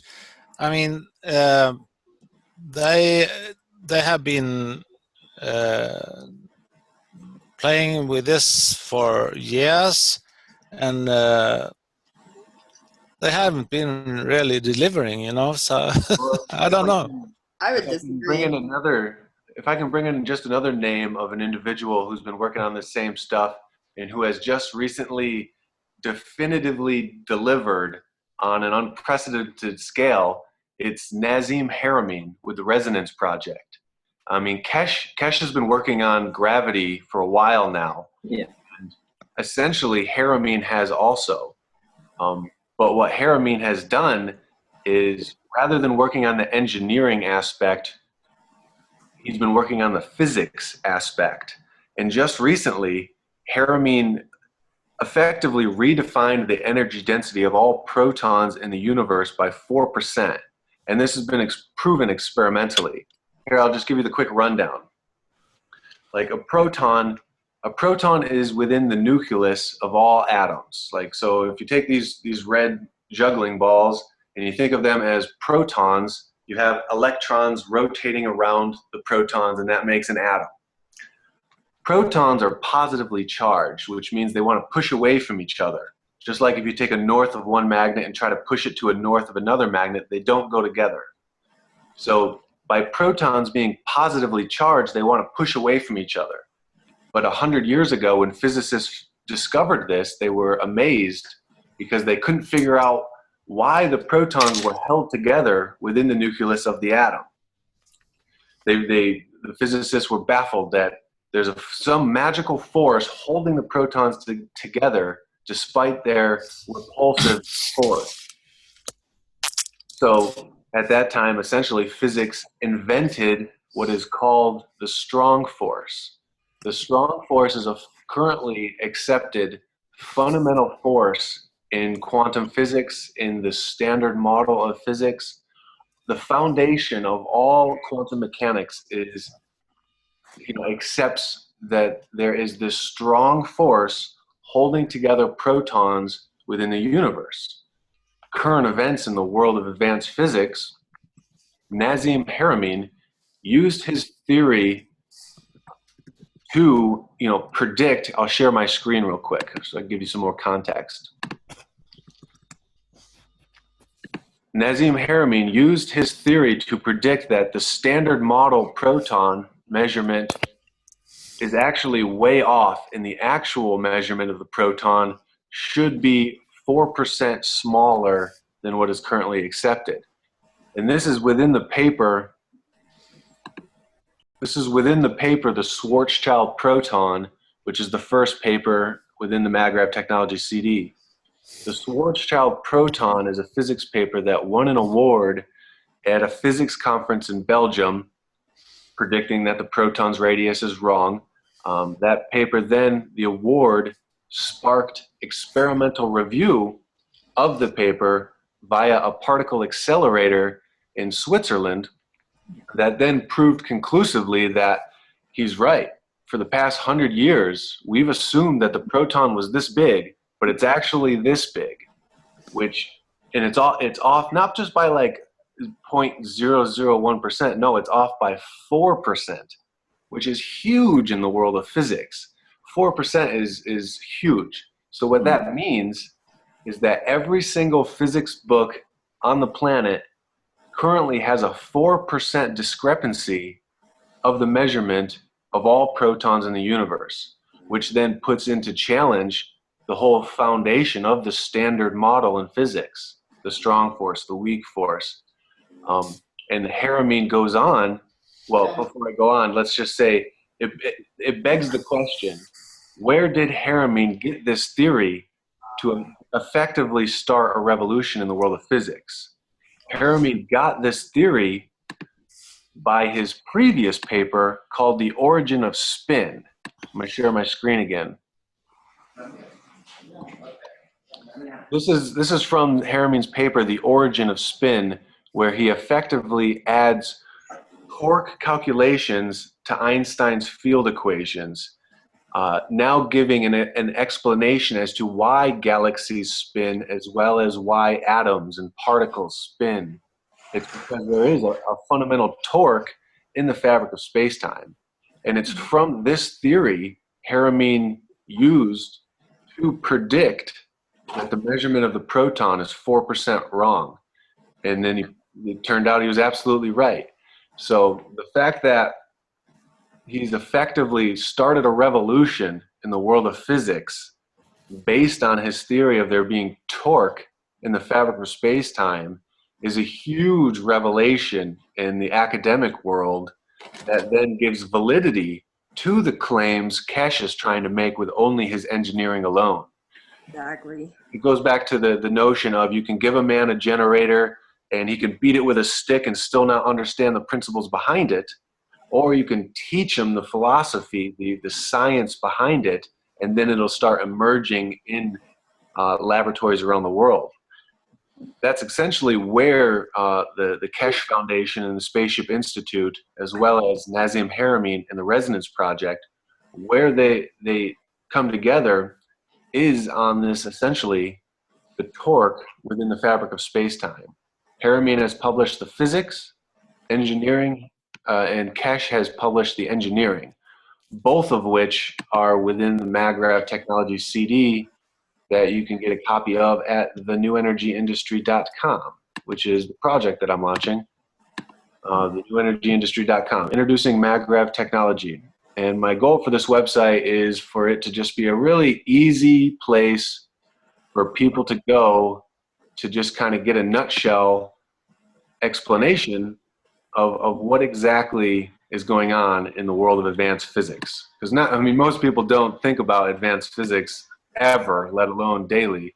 So that's what this is a 4-minute video, New Energy 101, Torque in the Fabric of Space-Time. It talks all about how Nazim Harameen added torque calculations to Einstein's field equations, explaining the origin of spin while providing calculations that then give us the ability to engineer devices such as the Kesh plasma generator or the Searle effect generator. So that, as far as like who has delivered on their claims, so far Nazim Harameen has delivered in a huge way because he started a revolution in the world of physics. If I recall correctly, Nassim's calculations also took care of the discrepancy, the 97% discrepancy of the mass of the universe, because when the original physicists came up with that concept, all of us, they couldn't account for 97% of the mass of the universe, and they just said, well, it's dark matter, but it's not. Actually, the energy of that torque that they missed within their calculations that answers all those questions. Yeah, that's like very similar to when I said that this physicists invented the strong force to explain why protons were held together. So they invented this strong force to make the calculations work. The same thing is true on the galactic level with regards to dark energy and dark matter. They're observing this phenomenon in the universe, and in order to explain it, they're inventing things and making the numbers, match their observation, as opposed to saying, maybe our theory is breaking down. Maybe we need to relook at the theory in general instead of inventing new forces and new energy that are essentially just, calculations to make the numbers work. If you look at it in accounting terms, it's essentially cooking the books. They need to get a result, so they're inventing numbers to fit the result. Whereas Haramine's theory accounts for all of these phenomenons that are being observed in the quantum world as well as in the galactic world, all with a fundamental torque that we can harness. Okay, Josh, so actually I got the Master of Science in physics, technical physics, so I know what you're talking about. But the thing with me is that I'm kind of a feet on the ground guy, Sure. So I want to know who can deliver, my free tech energy that I can produce myself. And I'm still really not sure about Keshe and Vossa, if they're going to deliver, Hey, boss. Sure. we're Yeah, gonna deliver it. I mean, it's possible that he could get in a car accident tomorrow and the notion of him delivering is gone forever. But the beauty about education is that if he's able to teach enough people his technology, it gets past the notion of just him delivering. Then everyone can deliver then. Because there isn't just like one technology that's trying to be developed to solve all of the global problems on the planet: energy crisis, climate change, pollution, environmental degradation, etc. There's many different forms of technology, and that's essentially what when I say MagRav technology, I'm not talking about a generator. I'm talking about a new field in the world of science, a new realm of innovation that we're about to enter into based on a new understanding of a new form of technology. Similar to how, like, combustion technology, for example, combustion technology is just burning things. Like a coal-fired power plant that powers these lights and this computer is combustion technology. Our engine in our cars is combustion technology. The most advanced form of rocketry we have on the planet today is combustion technology. Different forms of the same kind of technology. And that's how MagRav technology is also. It's not just one thing. It has medical aspects. It has new material aspects. It has energy and transportation aspects. It's really a new realm of science that's being opened up. And it has to do with our new understanding of gravitational fields and our essentially our ability to harness and control them, which is really what's most exciting to me. I want to emphasize what Josh is saying about how the leading edge thinkers in this new field that's emerging are all sort of harmonizing with each other in what they're discovering, because I think that's an important point that he's making. Absolutely. That is evidence. I think combustion technology is just old stuff, and I don't like it at all. Sure. But It's all really combustion technology, but magnetic technology is the up-and-coming aspect on the planet at the present moment, and I think people who deal with it, and some of the things that I've got myself, I had a conversation with an entity at one time, and he discussed this subject with me, and I didn't know what he was talking about. So he said, well, don't worry about it. You'll understand it when you wake up in the morning. So they said, just go to sleep. So the following morning, I understood certain things about it and the patterns of the actual patterns generated within magnetic forces. and how they interact and affect each other and affect other things around them. So as you say, like if you put two magnets together, two positives together, they repel each other. But in fact, there's all sorts of things occur around those magnets. If you, well, we did it in college, you know, where you use the beads of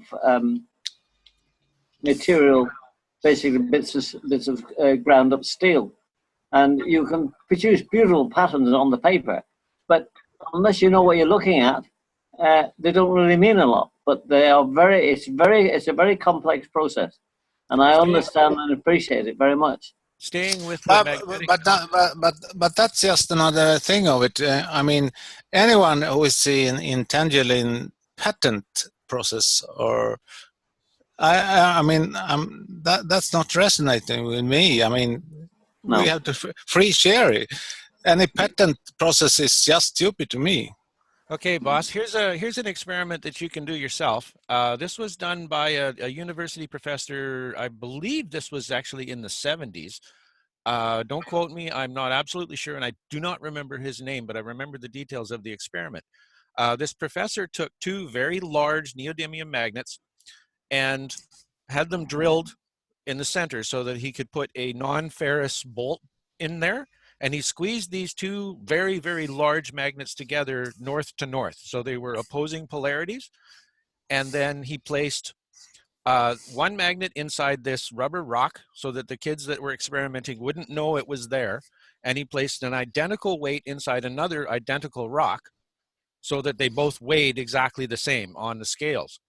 He did the drop test, you know, like they did on the moon with the hammer and the feather. He took them up over a long drop, and he dropped them.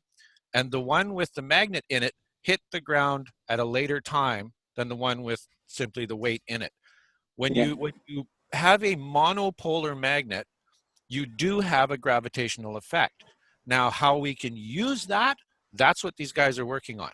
But we know this exists. We know it's there. It's real, and anybody can do this test if they want to.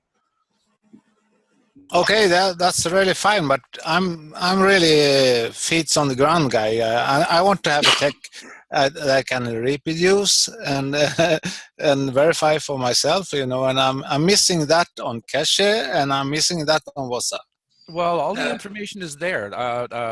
Maran has provided all of his knowledge, everything, and he does weekly, I think it's weekly, teaching workshops through a fella named Rick Cameron. Rick Camden, that's it.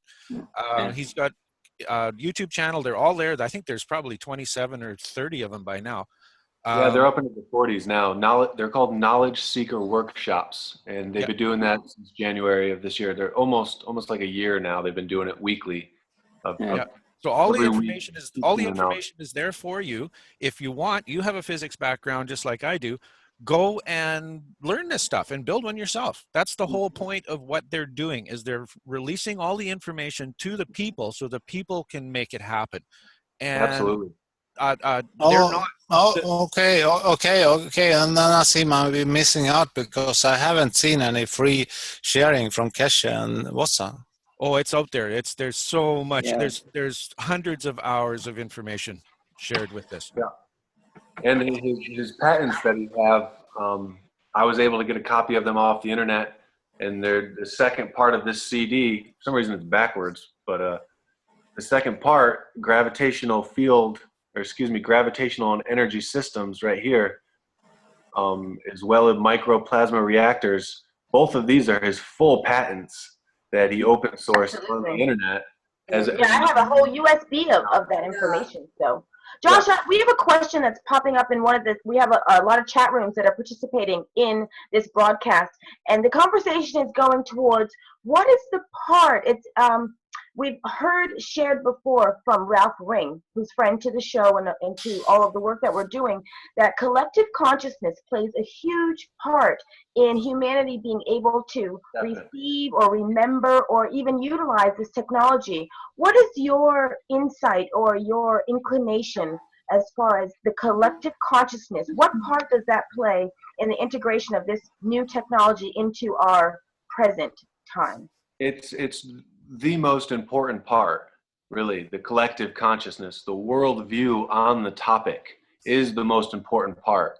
Because I mean, like currently in physics, there's the laws of thermodynamics, the laws of entropy that say you can't get energy out unless you put energy in. And that's the predominating mindset on the planet, both in society as well as in the academic and science world. It's the laws of physics. You can't get energy out unless you put energy in. And both are incorrect. Well, yeah, exactly. Yes, totally. Okay, guys. So actually, still I'm still on the guy with the boats on the ground. Could you give me an URL to how I can actually do caches or washes techniques? I don't know, find it anywhere. Anyways, it's up to us to bring it out. Yeah. It's up to us. It's up to us, we the people, to freely share the information and to bring it out. And as we bring this out, the collective consciousness will get to the point where it accepts it, and the reality will come about. But the And it problem will come about in small little pockets here and there around the planet, and it will grow.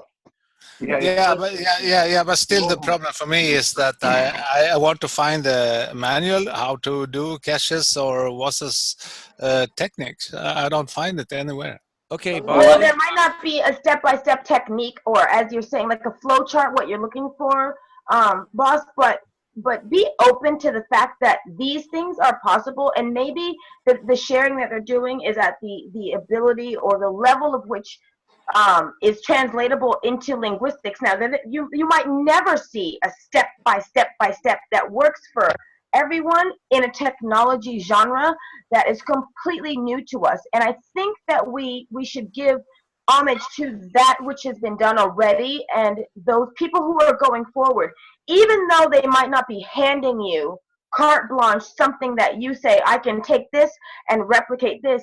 Maybe that's the point of it. Maybe there's more to be done in an area that is not just hands-on skills. There's more, there's another layer to this than that. And to me, as well as you integrate information and as well as you facilitate those things which are practical tools, you know, Dave is very much of that mindset, being practical. Explain it to me, draw it out to me so I can do it. Otherwise, it makes no sense.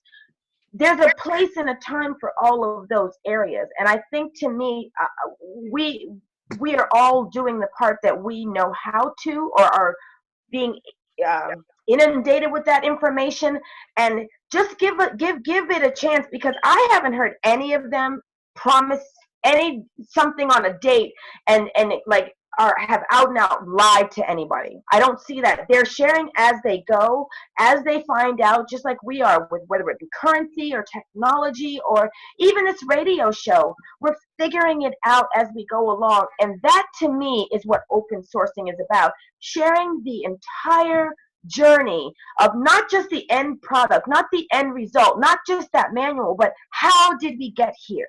And I do believe that the cohesion that's being formed and that's being fostered in this journey of learning together is just as valuable as that end product that you're seeking. Yeah. Okay. Yeah. So sure. I mean, I wish for Vossa and Cache and all the Technoc to get, viral. But if I compare to Fix the World project, open source, I mean, I can't really compare to Vossa and I don't Cache. think we should be comparing. I think that's where the error is. We should not be comparing. And also take a look at what you've missed that was open source, and maybe that'll alleviate your skepticism a little bit, because there was enough released to show that there is stuff being done. And there's right, and validity to that technology. I think that we're, again, even in the free energy arena, whether it be that or medicine, I do shows about that, whether it be on the changing of the slave systems that we call governments. None of these things are going to be handed to us with a bow on top and saying, here it's sorted. This is what you do. That's right. I'm trying to do that. I'm trying to give it to people on with a bow. Yeah, but we're not there yet. And so I wouldn't discredit you or discount you because you don't have the bow tie yet.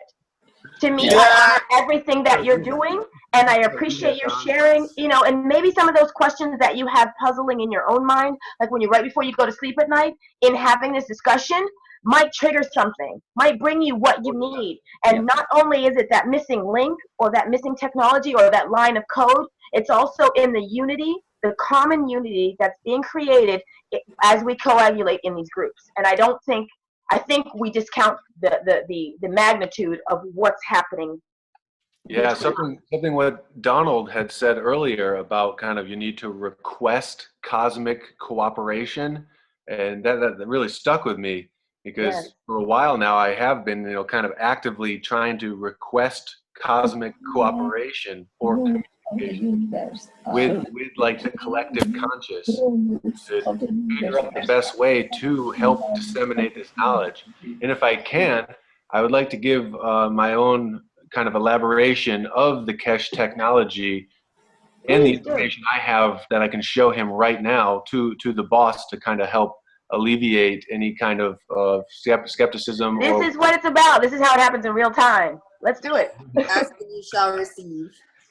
So if you go to the website, thenewenergyindustry.com, which is the project I'm launching, I sculpted this coin. This is the founder's coin for the new energy industry. This is how I make money. I sell this. And with every coin that I sell, I give everybody a free copy of this MagRav technology CD. And within this CD, I'll share my screen real quick. Within this CD, there's these two folders. The first one's for Nazim Haramein, containing all his revolutionary physics papers, and the next one is for Miran Kesh, containing all his open source patents. So if you go to the first gravitational and energy systems, this is his full patent. Let me change the size of this. Josh has made it easy for everybody who hasn't been following this stuff step by step the way we have. So this is all the information available for the Kesh plasma generator, gravitational energy system. This is his full patent containing a detailed engineering schematics as well as a detailed elaboration on the theory behind it. And completely open sourced, ready for your eyes and intellect if given the time of day, and as well as this contains all of the images, Adobe Illustrator file and patent images for the engineering, and it also contains a video animation of the Kesh plasma generator, which I'll kind of just ad-lib while it's playing. Okay, Josh, so actually I wonder about this because oops. Yeah. Oh, videos don't play well on this system. Okay, it's not playing? No, that's too much bandwidth. It Okay. doesn't play well. I'm going to stop sharing my screen. Anyway, I want to ask Josh about what he's just published. So I'm a little bit concerned about Kesh and Vossa because they are involved in patent stuff, you know, and I don't like that. Everybody was involved in patents until recently. It's just become a new notion to start open sourcing things within the last year or two. So that doesn't mean anything. Really? Isn't it make any difference if they got caught up in patents? They were patenting it because the government wasn't giving them any choice, and now they're open sourcing. So whatever you want to focus on is up to you. I mean, I want to say something here. Yeah, go ahead. I want to really hand it to you, Joshua, because the way Kesh put the information out, it was very disjointed, and you couldn't really make heads or tails of it. Yeah. And you have organized that very well. I was looking at that since we talked this morning, and it's very well organized. It's actually in a manner where you can actually follow it now. So the information that the way it was put out by Kesh on the USB stick, you know, a lot of it was, there's a lot of information that was duplicated many times, and Yeah, a lot of redundancies.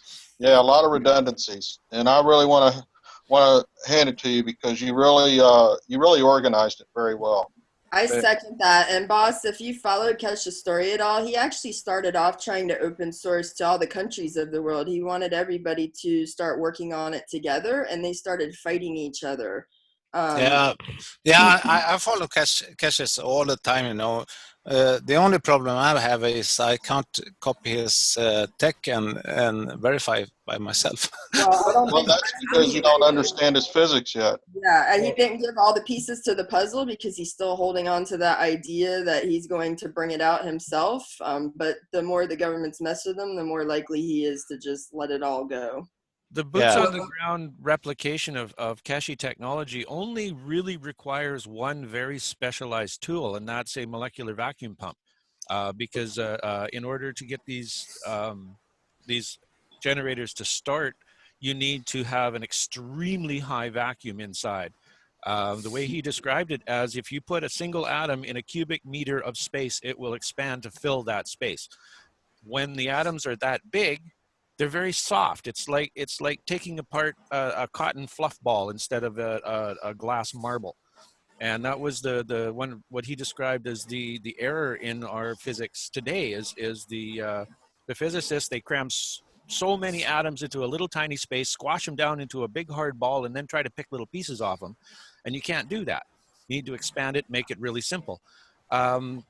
The reactors themselves, I've looked at the technology. I'm a tool maker by trade, so I look at them in the aspect of manufacturing. You know, can these things be mass produced in a very rapid fashion? And yes, the technology to produce these things is very, very simple. But the problem for me is I can't reproduce it in my kitchen, you know. Well, no, you'd have to do it in your basement because you'd need a lathe. But that's basically all you need is a lathe, a milling machine, some materials for it, and a molecular vacuum pump and access to some gases. And you can make your own reactor.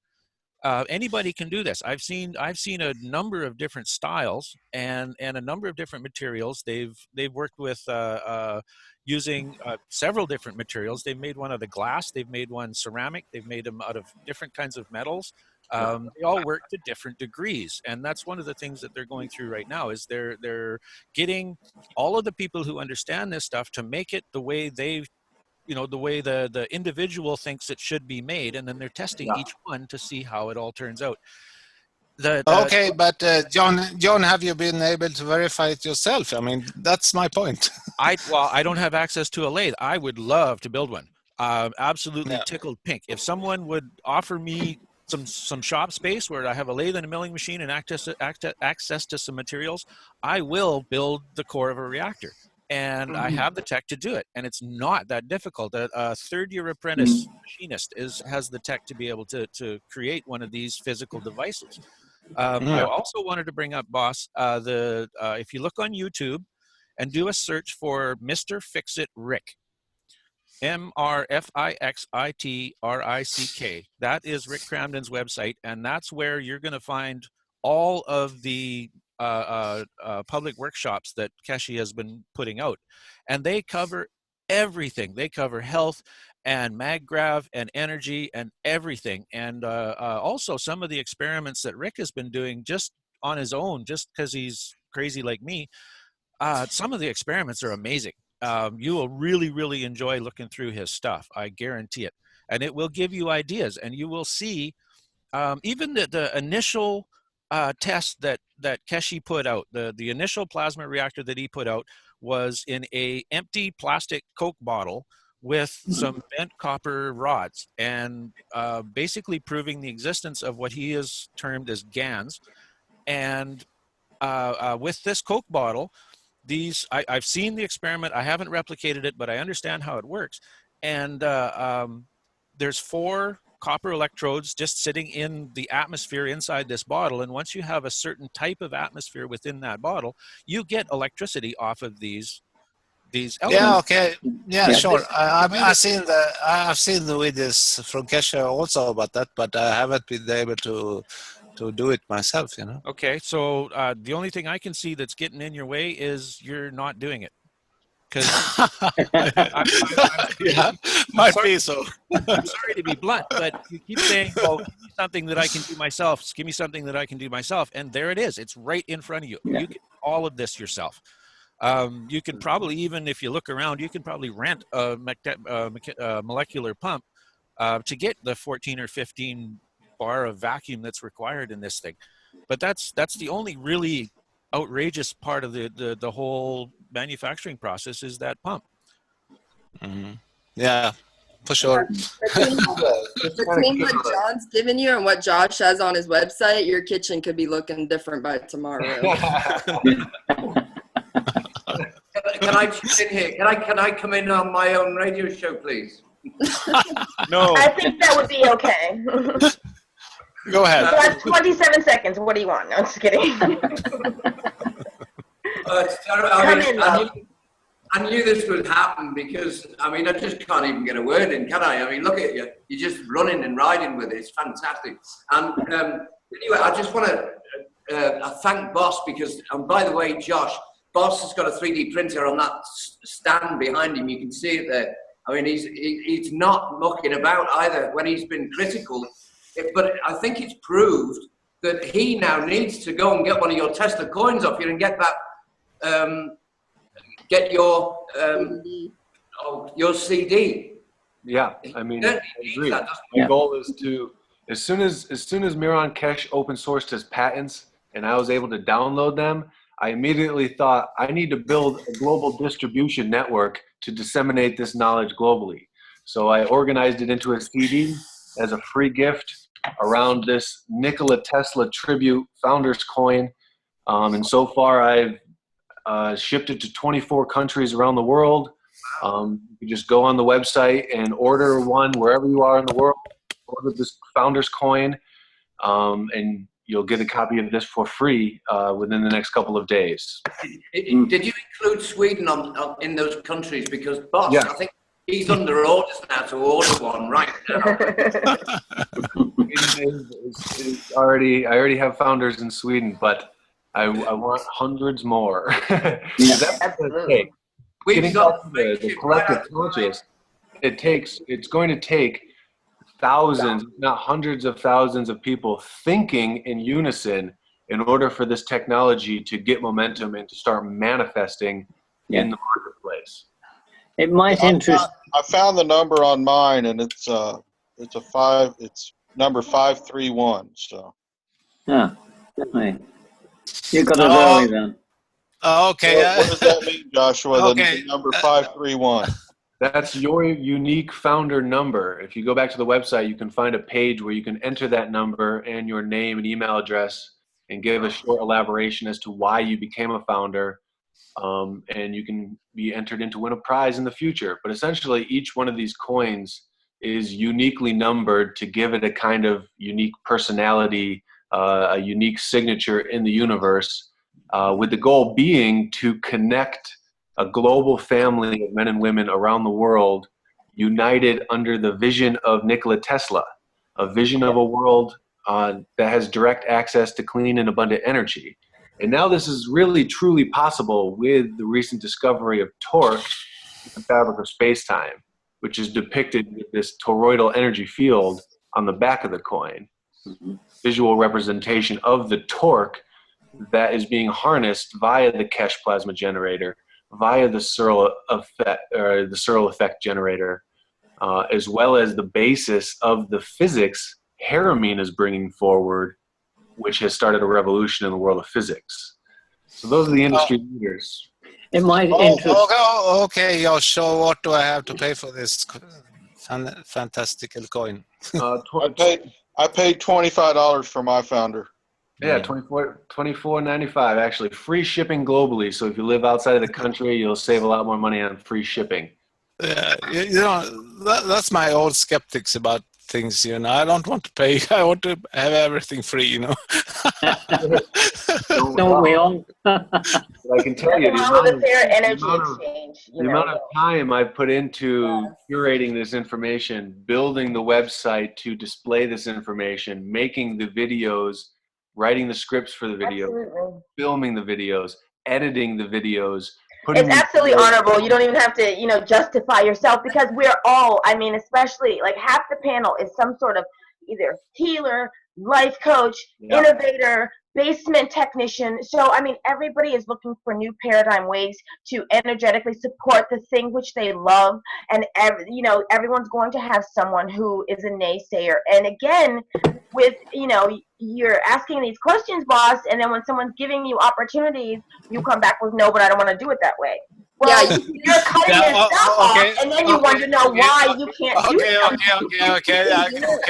Okay, I get it. Sorry, no, you know, Ben, you don't have to break, just sway a little, you know, sway a little and move within the dance. We have a question in the chat room that came up before we get to the end of the show. I absolutely want to hear from Donald. We had a question that was raised, Donald, that said, what is your insight on the Star Nation's view that humanity needs to be at a certain level in consciousness to be able to move forward technologically? Donald, what do you know about this? What have you heard, what have you felt or intuited? Yeah, what they're actually saying, what I understand is that basically our level of consciousness is extremely low because our body frequencies are low. And if you increase your body frequency by the way you behave in life and the way you do things, and you allow love to come through yourself, then that will start to build up your consciousness. And this then all links together. I'll just mention one thing about that I discovered that the cosmos explained to me. The main rule of the universe, one of the three main rules, are the one of cooperation, the second is knowledge, and third is unity. But the biggest, one of the other ones is the law of non-interference. Yes. And that is a very, very big law. It's a very difficult one to understand. Yeah, and, absolutely. And I don't think many of us, even when we think that we're along that vibration, we haven't got a clue, you know, because, you know, every week, in fact, just about every day, you're going to come across someone who thinks they've found the final answer or the final absolute truth. And we're learning, as I said, as we go. And to be able to respect where someone else is. If you find something that resonates with you, if you find a bit or a key to a puzzle that fits in something you're working on, absolutely take that and carry forward. But I don't think any of us is in a place to be judging another or saying where someone should be, or they're thinking wrong, or they're not doing it the right way. There's no such thing as the right way. And I think we're all figuring out the way as we carry forward. And I really absolutely have to honor that and all that the panel has offered, at least, you know, to us today. I absolutely honor all that you're doing. In the world of physics, there definitely is right and wrong with regards to calculations of things, which is what's so exciting about all this, is because this new technology is now being validated in the world of advanced physics. But where does advanced physics, like advanced to me is not an end-all place. That's like maybe a next step that we're not at now. But when we get to that step, who's to say? Like, I don't think that we won't be discovering new things over and above and beyond that new science that we've now mastered. So to me, where everybody is in a place that they are for a reason, and there's somebody always, you're always teacher and you're always student.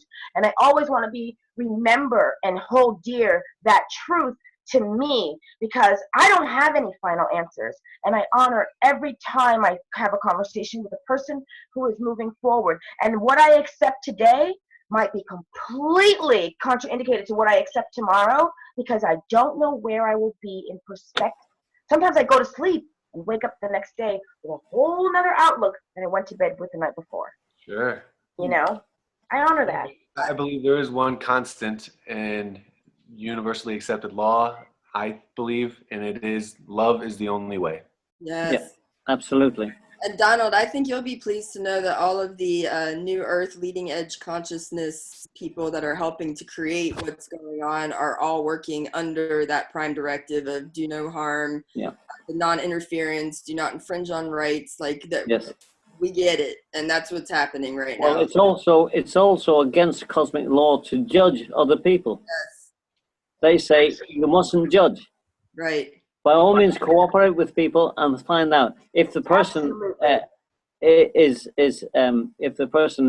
shall we say, at a situation in their life where they, as you say, they beat the machine with a stick because they don't understand how it works.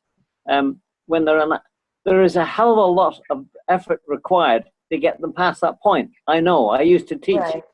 I used to teach young Arab boys how to become aircraft engineers, and believe me, that's the hardest job I ever did in my life. So you know, they all a lot of them had very little technological know-how anyway when they first started, and they had to teach them to do it. Well, this is happening all the time now. My cooperation with the cosmos teachers has taught me a great deal of matters, a great deal of things about what has happened on this planet, and the knowledge that we used to have has been lost. And part of there are many reasons for that, but as you know, some of the information we've got about how things were done in the past. There was a man, I can't remember his name now, who was able to levitate rocks weighing 30 tons with all he had was two little coils, and he connected them up to an electrical source, and the rocks had just floated. So that knowledge is not around. People don't understand how it happens, yet it can be done. And also the same way with the one guy was talking about using radio frequencies instead of jet engines on aircraft to make things move. And you can do that, but they're experimenting. Instead of using a jet engine, they were using radio frequency energies to make the aircraft fly. And what they did was they just took an engine off an old Boeing 707 and put this device in and tried it. And they flew it up and shut down all the three other engines, and it carried on flying. And they said, well, what do we do now? They said, well, you better land it because, you know, we don't have a lot of fuel to get home. So they managed to turn the aircraft around with great difficulty because all the pull was on one side. They got it back down, and nobody has done anything about that technology. One of the reasons for it is that big business has got in the way, as it has happened in many, many cases in the past. Tesla he learned it the hard way. And, you know, many of us have been struck down. I've been told you can't say that. Why? Because if we're not going to make money out of it, what's the point of having it? And it's so annoying, and it's so yeah, I'm gonna have to have one of those coins, definitely. Absolutely. This week. Before we get to the end of the show, I absolutely want to thank all of you for all the time, the energy that you're exchanging with us in this conversation, and in also behind the scenes in the work that you're doing that most of us and even the listeners have no idea the scope of. I want to give a moment to Linda. Linda had a message she wanted to share with the panel and the listeners as before we come to the end of the show. Linda.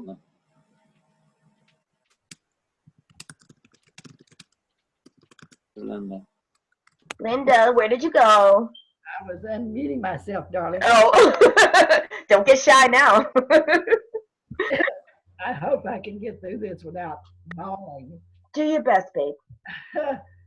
You guys have no idea.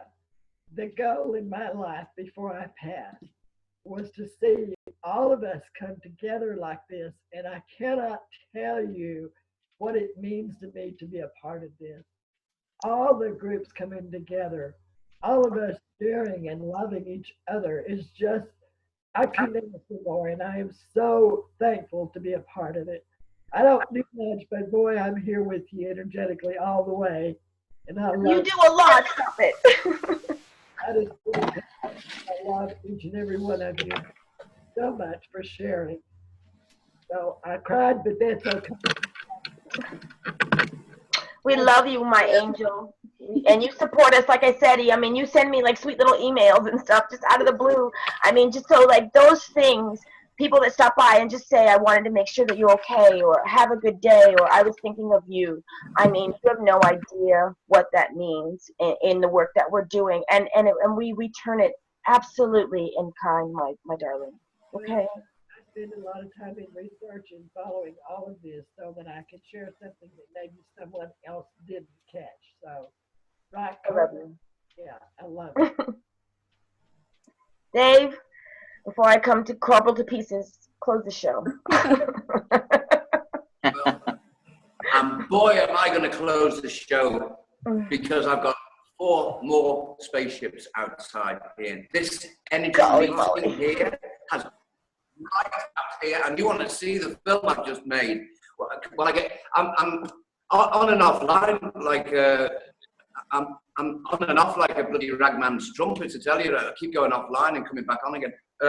However, outside here right now, wait until you see this video I've just posted. It's only about 2 minutes long. It's incredible, and you can hear Donald speaking while I do the film as well, so you can see it's live on this radio show. Yeah. So he's right. He's brought them here. Send it to JC so that he can put it on at the end of the show before, when he posts the show for the archive. You don't hear Lars saying "wow" too many times, and he's just wowing hell out of it now. Yeah. So, yeah, well, this show is drawing the ships into us. I know. They realize we're sharing information, and that's vital. The law of progression is very, very important too. Yeah, I can feel it. You can literally feel it inside. It's incredible. Yeah. The spaceship, it rocks, man. Yeah, they know what's going on. They've been listening in all the time. Okay. Well, with India, do we have to close the show now? Yes, you're 1 minute late. Okay, right. Well, listen, I think we put it in the box. It's been fantastic. And I want to just remind you of one thing, a statement Mike Waters says to us all, and it needs to be reverberated, and we've covered it well here, and we haven't linked it to the jungle, but I'm going to do that right now with Mike Waters. What we've got is we've made 2 basic mistakes, he tells us, and those 2 basic mistakes are all we think about energy is incorrect, so we've just got to change that. And now that's funny because Boss now needs to go and order his coin and get his ticket now. And the second mistake we've made is we've lost connection and our understanding of nature. And this is why we're here in Peru. This is why we've got spaceships outside here. And Marie-Neith will be on Sunday, and we need to get together to do a presentation. We've upended the financial system. We're going to get finance for all you people here who want to be here in Peru. Boss, I know you're coming over to Peru. I know Peter from Sweden's coming over to Peru. Carl's coming over, and anyone else who's coming over, let us know. And the moment we get money, Darko's in the room, and it's not fair that we don't have a quick word with him and introduce him to everybody. Dr. Darko, please unmute and come in and say a quick hi just before we finish. Well, hi everybody. It was really great listening to you guys. I'm pretty much into Nassim Haramein myself, though I did not have a chance to have any workshop to work with my hands, which I love to do. I'm too much now involved in health, and hopefully you are all healthy and you don't need my intervention. But in case you do, you can catch Darko on the Owner's Manual for the Human Body every Saturday on Expanding New Radio at 10 a.m. Eastern. And radio, and also India, you tell us about some of the radio shows that are coming up now with you. Well, actually, we've done a lot of work. Like I said, Darko was part of the panel on the medical team, and we get the message across that health is yours to command. You are not a victim unless you choose to be. And as I said, Expanding You Radio began on Blog Talk, but we're on UK Health Radio. We're expanding to a new radio network that Freedom Central is creating. We're here on the People's B1 Network, which is, by Lisa Harrison, and we're growing continually all the time. We're on People's Internet Radio as well. So this message of love and light is not just technology. It's health, it's healing. As Expanding You, the tagline is conscious living, learning, teaching, and healing. And that's what this tribe is about. And we'll do it at any and every cost, undyingly. Thank you, Dave. Lars sends his love. Oh, I love him.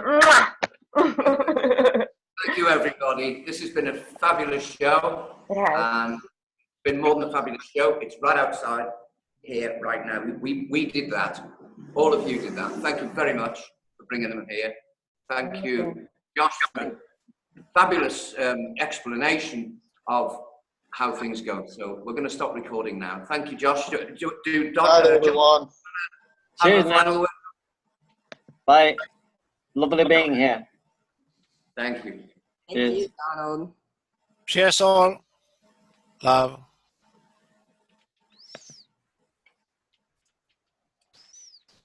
All right. Where's that juggling? You stop recording. It's still recording. Oh, Well, yeah, good. Zoom, Got that Zoom on. is recording, but we're off the air now. Oh, that's a nice one. Thanks, Josh. Very welcome. Thank you. Sorry for being blunt, boss A, but like I said, the information is there and it's always been there. And if you want to replicate this stuff, yes, you can do it in your kitchen. Oh, okay. One thing I will say, though, boss, I really respect your constructive criticism and your challenging of this topic, because that's really what stimulates the dialogue. Without the challenging of the theories, we can't, come to conclusive results and move on together. So I really appreciate the stance that you take. Yeah, for all of that information to come out. Yeah, that's okay. I also want to do it myself. It's very good, because I know also that when it comes from boss, it's coming from good source. It's good stuff. So I know it's going to be coming right from his heart. It's not like he's making all this stuff up. And we have one of the things Fernando Rosa says on our shows, he hasn't actually seen anything of Kesh. The same sort of criticism, but as John quite rightly says, and you, Josh, it's there. You can get it. You can go and find it and look it up. And they really messed him up. And we're piecing it together. You've pieced it together, Josh. And that's brilliant. And now Carl's got it. So he's coming to Peru. We'll have it. We'll understand it. So that's how it's working. You will all come to Peru, I think, honestly. I would love to visit Peru.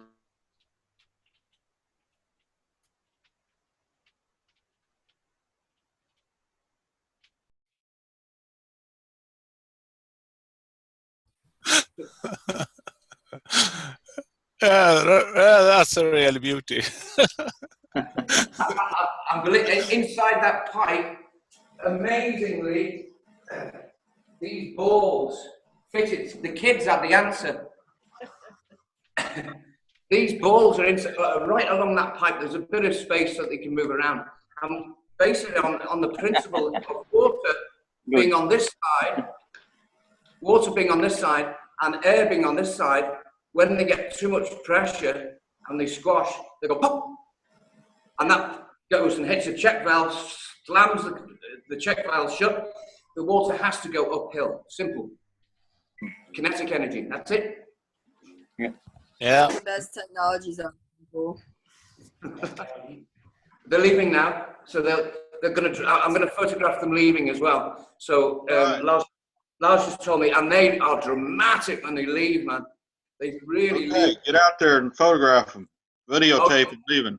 Well, they take a while for the clouds to shape the leave. They've already gone, probably. but they draw this great big spiral in the sky. It's amazing to see. So it's very exciting. Thanks very much, you lot. I thought it was interesting though that Joshua, that your diagram there, the vortex of it with the planet is spinning in a counterclockwise direction. Who would have thought? Who would have thought? I mean, which direction does our planet spin in? Counterclockwise. The solar system, you know, all the planets orbit around the sun in counterclockwise direction. Yeah. Our solar system, it's all in counterclockwise direction. Does that mean I should wear my watch upside down? Galaxy. Huh? Does that mean I should wear my watch upside down? Anyway, I love the balls, Dave. It's beautiful. Yeah, we may, Sorry, what was that, boss? So we want to get all our clocks going the other way around now, don't we? I have seen counterclockwise clocks made. Yeah, so have I. But, yeah. Yeah, we may find. I built a. We may find, Sorry? Bosse, that that's okay. We may find, Bosse, that those balls are not supple enough. We'll have to find out with experimentation if they're soft enough to provide enough spring. If he's got a really good shockwave coming into the bottom of that pump, they should work fine. But they might be a little bit too stiff. We'll see. Yeah, that's what I thought myself. I think the first experiment was actually done using tennis balls, wasn't it? Oh, those pumps have been around for hundreds and hundreds of years. And one of the big problems with the old style is they never had any sort of air bladder inside. So they would eventually fill up with water, because every time you have a shock wave, you're going to carbonate the water with whatever air is in there. And you just slowly, step by step, lose air. So the idea is to have a bladder in there. It could be a partially filled inner tube, or a rubber ball like Dave has, or a pool noodle, if you know what that is. A closed cell foam. Yeah. And I know the closed cell foam really, really well, but I don't think Dave can get those down in Peru. So we looked around the next best solution, which are going to be those rubber balls, and they may work just wonderfully. I don't know yet. This is the head that's going in the river. That's not enough input, Dave. 30 foot. That's not enough input. You're going to need to drill all the way down that pipe. Pardon? You need a couple of 100 quarter-inch holes all the way down that pipe, and then wrap that pipe in like burlap or yeah, exactly. Okay. I'll do that. I'll do that tomorrow. What that will do is when the silt and stuff starts building up, it will allow more surface area for the water to flow through, so you'll have less constriction on your system over time. Okay, thanks, John. You're giving me all these bloody jobs to do, aren't you, you bugger? Well, I have to keep you busy, Dave. Oh, yeah. Today I need bots down here as well. Never mind Darko. I mean, I've got people flocking through the door, so I've got Darko busy. So when I get some funding with Carrie Ellis, Darko will be the first to come over. Elaine will come over. Paul will come from Manchester to do the EM work and show us how to do that. Elaine will show us the aquaponics and design it, because we've got the land now for the aquaponics. And I've got a guy here who's going to design the recycling center for all types of plastic, so that we can turn it into pellets and sell it to Tarapoto. And then we make them self-sustainable. We can go in the jungle and clean up. And then Marie-Neith can get money for her projects. So the meeting tomorrow is going to be really important, that we get everyone's bios in, whoever wants to be in the team and be here with us, because this is a massive project. And I've told Yaupu Kausanapi, which is Aguana Mayuno, that they've got their money coming to them now for their project, because we've cracked it. It's all a go. So we're getting $100 million coming down here, and Tarapoto is going to see the benefit of that. And that's exciting. Yeah, exciting. Exciting. Hey. Oh, the vortex is forming now. Like a little kid. Yeah. Well, it's so nice. So you just recording this part, JC? You just recording this part for us? You're not going to post it, right? No, I can cut it off later if you guys don't want this on there. That's fine. Yeah. Yeah, they're leaving. They've come, they've enjoyed the show. Thanks for the show, they just said.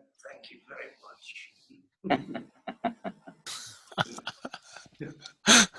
Okay, so just let's spell the seekers down when we're going to be cut off.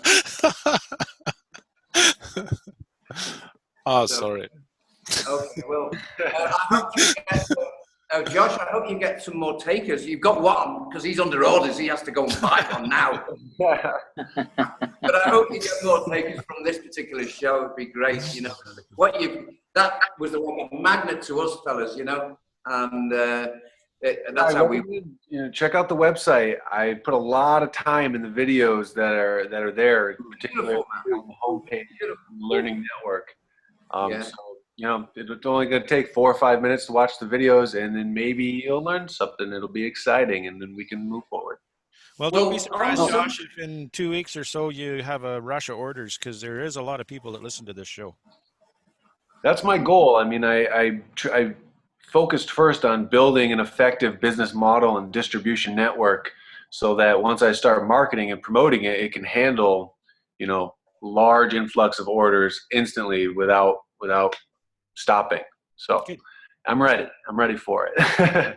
Good. Well, it didn't take very long for me to get mine. Well, I reckon Donald should buy one as well. Should we put him under orders as well? Oh, I'm buying one already. I've made a decision. What's this, Joshua? What's this coin made out of? It's bronze. Bronze. Okay. Yeah. But I'm a sculptor also. I'm an artist, and I spent about 6 months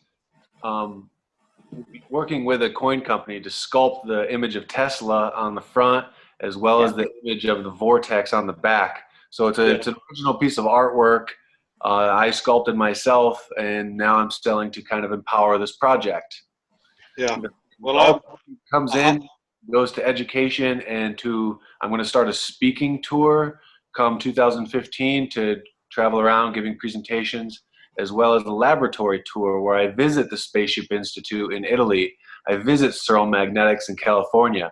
I visit the Resonance Project in Hawaii to make educational videos with them to help, disseminate the information, and then, start demonstrating the technology. But it's first start with a layer of understanding before a live demonstration. Yeah. That's important. There is a place in Peru for you. Then you're going to have to come down here. You're under orders now. Absolutely. It will be in Peru. I'm planning to come in and towards the end of January anyway for a month, just to sniff it all out, You'll just get the magnets on you. You won't be able to leave, man. I'm warning you. Well, I'm on orders to come home, you see. Oh, yeah. Okay. Well, bring her down here with you, man. Yeah, well, I'd love to. I don't know whether I can, though. That's the thing. It's just the sheer cost. Cammy, when are you coming here? Sorry? She's muted. Cammy, I was asking Cammy when she's coming here, but she's on mute. Well, Hannah, where are you? When are we going down to Peru? Sorry? It's only about money, she says. No, she's trying to get rid of you. Hey, the cost of living is way cheaper down there in Tarapoto. Yeah. Well, I was going to ask if we could, because I live on donations and very few funds, and it's quite cheap to live here. So I was just wondering how I could get my copy of that CD. How would you think about that, Josh? Yeah, talk to me after. I can get you a coupon code, and I can hook you up for a good deal, for sure. Smashing. Thanks very much. I will. I'll take you up on that. I'm under orders now. Yeah. To answer your question, Dave, Carrie and I were talking about April because we have a bunch of 21st century superhuman workshops starting the first of the year. Mm-hmm. So April is what we're aiming at. You'll be with Akmar and Cobra because they're coming over. Aren't they coming in February? No, they've changed it to April now because. See, originally we were doing February, and I kept telling her, like, I feel like we're gonna run into Cobra down there, and so that's funny that they changed their date too. Yeah, and believe me, you'll have a few ships flying around here then. Yeah, you need to go up into the Andes and have a real conversation, because that's where, like, statistically they have some anomalies going up there with sightings. Well, I'll be going to Mariniz on expedition on her 4 projects, so we'll be in absolute solace then. So, Well, set an intention that you're going to have some real contact while you're there, because Peru's a hotbed for that kind of thing. Oh, yeah, and Ashley's place with the pump, you know, that I've just showed you, that we'll be going up there anytime soon. We've got our own car now. The guy's got his birthday today, and we're building the ramp, and anyway, we've skipped the ramp. I should photograph it for you. It's not worked out very well, actually, the ramp. I really screwed down because I only had 300 sols to spend on it. And I couldn't afford to get thicker timber, and I need them now. So I'm stuffed now. So if you can help us by sending us a couple of bob down, I'll go buy some bigger plants, and we'll use that other wood for things in the aquaponics, aeroponics, and hydroponics that we've got. Why don't we do another fundraising show next week? That's a good idea. Yeah. Dave, if you laminate your support posts or your support stringers, instead of using one single piece of wood, use 2 or 3 pieces of wood stuck together. They will be significantly stronger. Yeah. Okay. And you can go with smaller wood that way. Well, I'll have to purchase more wood, so I'll need definitely a couple of poles for that. Dave wants to know when you're coming down. Yeah, but yeah, it's not. He said you have to come down with me. Mm. Right then, that's it then. Good night, boss. Down with me to defrost my car. Yeah. Okay then. All right. Thanks for joining us, Don. Yeah, great, Donald. And another thing, the show, it's going to be our own show tomorrow with Mariniz. So I don't know, Josh, if you want to come in and listen, because it's fascinating to listen to this girl. And I'm going to tell you what she does.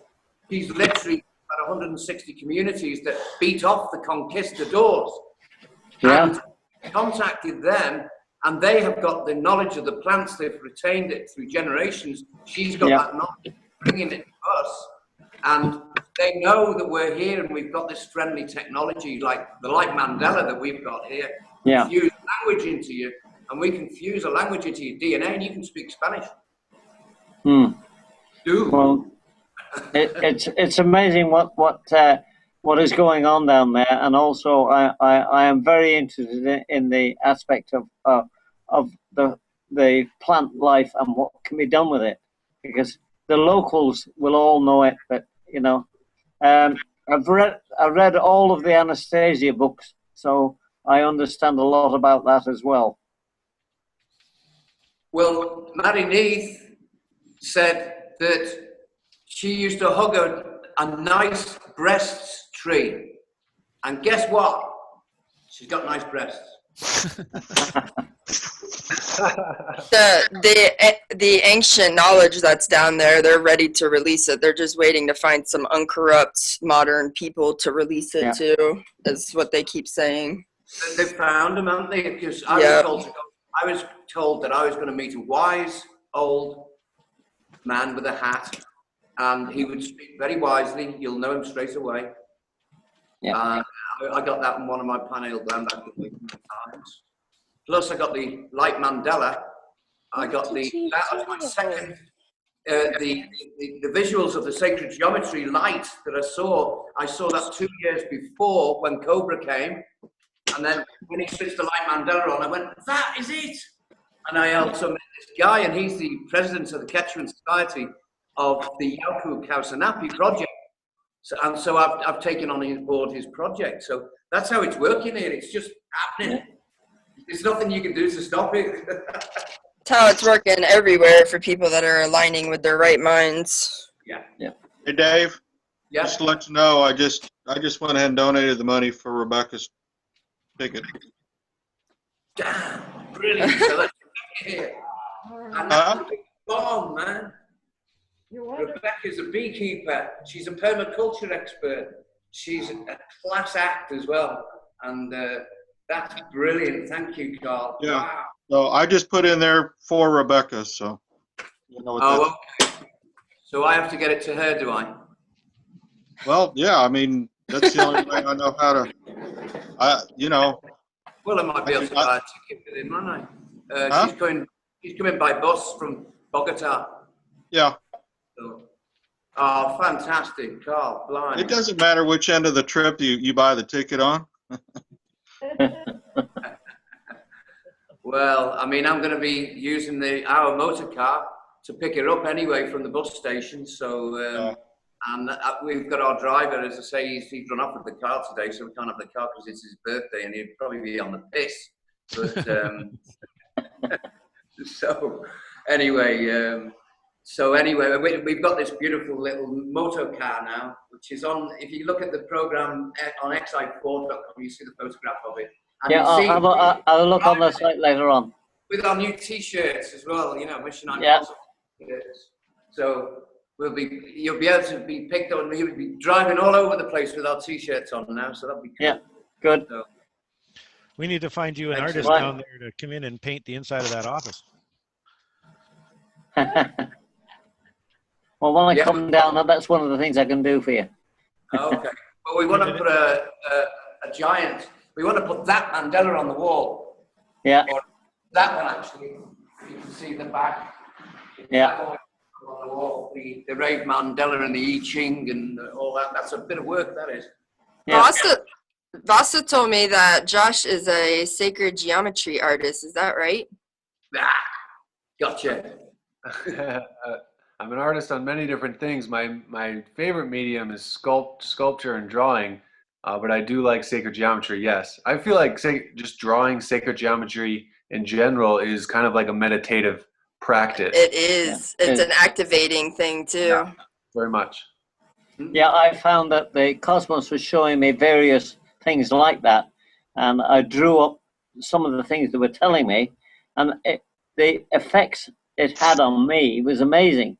I was absolutely fascinated by the fact that it was there, that drawing up these various shapes, and they're all based on a number 12.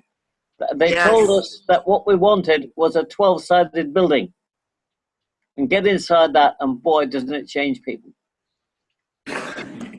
So the very old thing was that we, when I was in college, we made a pyramid shape with copper tubing, and they used a razor blade for 3 weeks. It never went blunt. They put it inside the pyramid every night, and it never went blunt. Oh no, we do that here. We've got one here in the aquaponics. Yeah.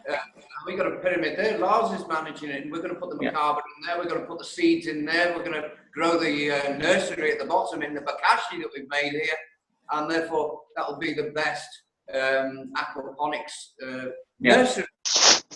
I was wondering about that pyramid, Dave. That seems like it's way too steep. From what I understood in my research, the 56.56 degrees is really, really, really important. Yeah, it's Lars. He's doing that. So you're gonna meet the wrath of Lars now, because he's. Well, it's just obviously there's something I don't understand, and I'm curious about it. But I was under the impression that the 56.56 was critically important for the proper focusing of the energies. Yes, absolutely. Yeah. I tend to disagree with that myself, and Lars seems to disagree, and he's basically based it on Russian technology. But also, when Akmal from the White Dragons came here, he said that it doesn't matter. He said, he explained it, and I've got his papers, by the way, and I'm going to send you his energy work that he did on pyramids. Okay. And he's built one with the light mandala in it, and he uses it as his beds in his hotel in Thailand. So, and he's got the light mandala on the top and fuses you with the love vibration when you sleep, full of plasma and everything. And it was 45 degrees. I wonder if if the angles This is the shape have of the something. pyramid. Get in. I wonder if the angles have something to do with the frequency of the energy that it's collecting.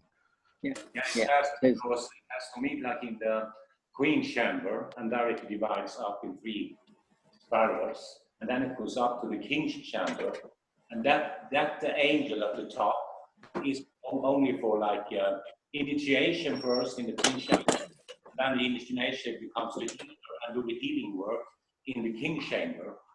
So that's the critical point. You are right there, John. Okay.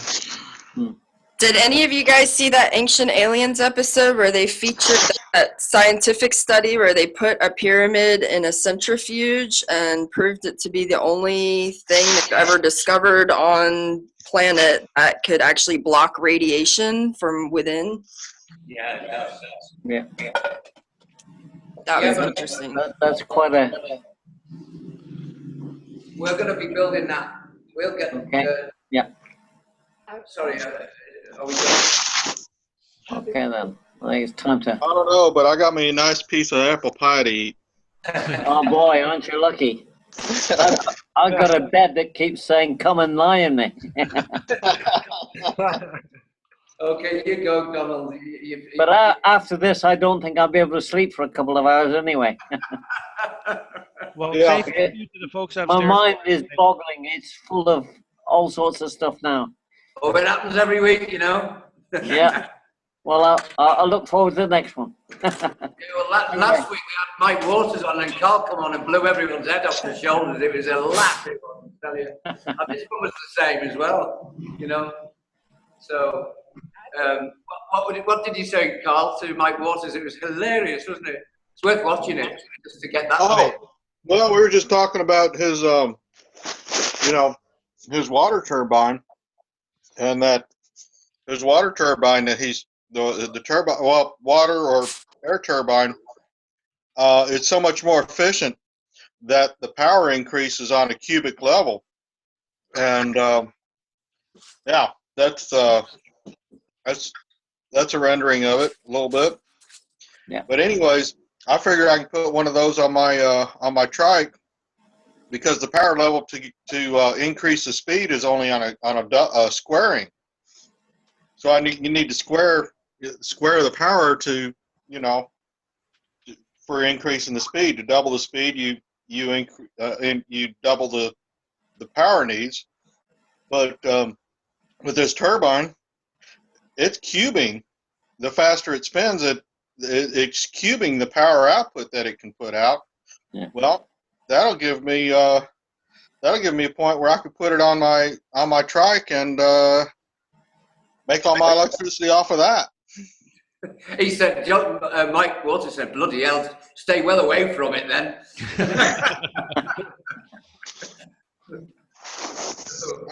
I could see myself putting one on it,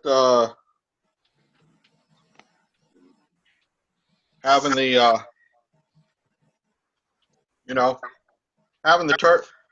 building the turbine, and this just slides on here and off, so I can on the back here, so I can just take my basket off and have the sliding mechanism for the turbine, slide that on the back here. I've got another seat where I'll be sitting down a little bit lower, and so I can just have the turbine back here in the back. Oh, Carl, you're going to want the turbine right in the front, so that the structure of that bicycle is in the dead zone right behind it. So your bicycle is not adding any more wind resistance to the system. No. And then you only have to deal with the wind resistance. All the wind's going to be coming up over here anyways and going right into where the turbine's at. So John, can you just show the actual section through so that Josh can understand that it's very important that you see that and how it works, the structure of it. It's very good work, John, on the 3D. Yeah, really good. Okay, that's it. Yeah, all of the air that comes inside of here has to go through the veins. So it's using 100% of the air that it's encountering. And what I just suggested to Carl is if he puts it on the front of his bike, the air that's coming off of the sides is going to leave in kind of an airfoil shape out the bottom here, and there's going to be a dead zone right behind this thing.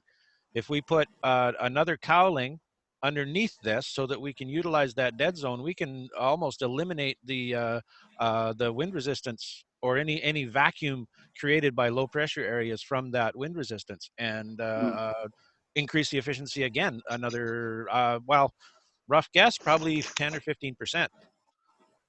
Will that work with water? Yes. It'll work better with water because water doesn't compress. And if you have a vacuum problem with water, you really got some issues. Well, we got too much water here, that's for sure. Yeah. But this one, Well, have to utilize it. Sorry? You have to utilize any water you can get. Oh, of course. This design is 7 inches in diameter, 3 inches high. It's designed for water. I specifically tailored the angles and the length and airfoil of the blades to work with water. It will work with air, but from what I understand, with air, we need a lot more and a lot thinner blades to have it more efficient. Okay. Yeah. Can you show the section through the spiral? The spiral, you mean okay, hang on. Oh, this is my computer is so loaded up right now. Okay, there's a top view of the actual blade. Come on, you can do it. It's trying. Yay! It's trying. There we go. There's a top view of the blade angle, curvature, and airfoil that I was looking at for the water system. And I designed this so that the narrowest point here is the maximum compressive area, because water doesn't like to compress. So I didn't want to compress it very much at all. And as it comes out, it's going to create a vacuum right here, or a low pressure area in the water, which is going to be incredibly powerful. And the angle that it's pulling, because it's off axis, is going to actually increase the speed of this thing significantly.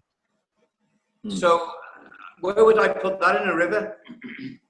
The bottom of a 55-gallon drum. You drill a 4-inch hole in the bottom of a 55-gallon drum and have a waterfall pouring into the drum, keeping it full, and this pours into this cup, and the cup spins like crazy. Oh, that's insane. I've got too much water here. So I can 3D print them out. We could just be turning them out. Yeah. And then just put the alternator to it. Double jobs. The 3D printer is not going to be, I don't think it's going to be smooth enough to get a proper laminar flow off of these veins. It'll be a good one for a test. When you get your print, you'll have to sit down with a piece of sandpaper and sand these surfaces, because the 3D print's going to come out significantly rougher than it should be. We're not going to get a nice smooth laminar flow off of these blades. So you'll have to sit down and do some work with needle files and some sandpaper and clean that up. But as a unit to test with, something that you can stick on a pencil and pour some water in and watch the thing go around and find out, how much pressure is coming out of this thing. That would work fine for that. And then once we have some real numbers, because this is all based on computer models right now. They're just now building units and doing real world testing. So once we have some real world testing numbers to work with, we can tailor the design a little bit better. And then we can I can design a manufacturing process to turn these things out by the millions. Wow. And don't forget another thing, Josh, if you come up with any inventions yourself, because you're very on the verge, I can feel it, and you, Donald, we've got, because we're blessed by the Dragon's Gate. Where's the you've got it there. Because we're blessed by the Dragon's Gate, the White Dragon Society, and all that nonsense, and we're going to be the first to get the funding. We've got access through ACMAL of massive amounts of factories in China, Thailand, and Taiwan, all good to go. So when Roman meets with John here and the Tesla guy in Vancouver next week, we could have an invention of our own. And I think that will go straight to ACMAL and Cobra up in Thailand. and Taiwan and China. They've got access to thousands of engineers. Yeah, it made John Carl, I'm on a trike right here, because this fairing just comes off real easily. It's just four little nylon screws that and some rubber grommets that hold it on. And there's a pole that comes out over here that's where it's attachment down here, and I could always use that to mount the turbine on. Yeah, you want that turbine in the cleanest airflow you can get. If you have turbulence coming in and you've got air going in a swirl or in odd directions, it's going to significantly affect the flow of that turbine. Yeah. So if I'm going to use that turbine, I'd want to put it up here in the front, mount it down here. Yeah, basically what you would And look that like. pole, and that pole is it's longer. I can actually pull it out even further so that I won't have the interference with the pedals. Yeah, basically what I envision as an end result would be a device that looks a little bit like a jet engine with wheels and a windshield.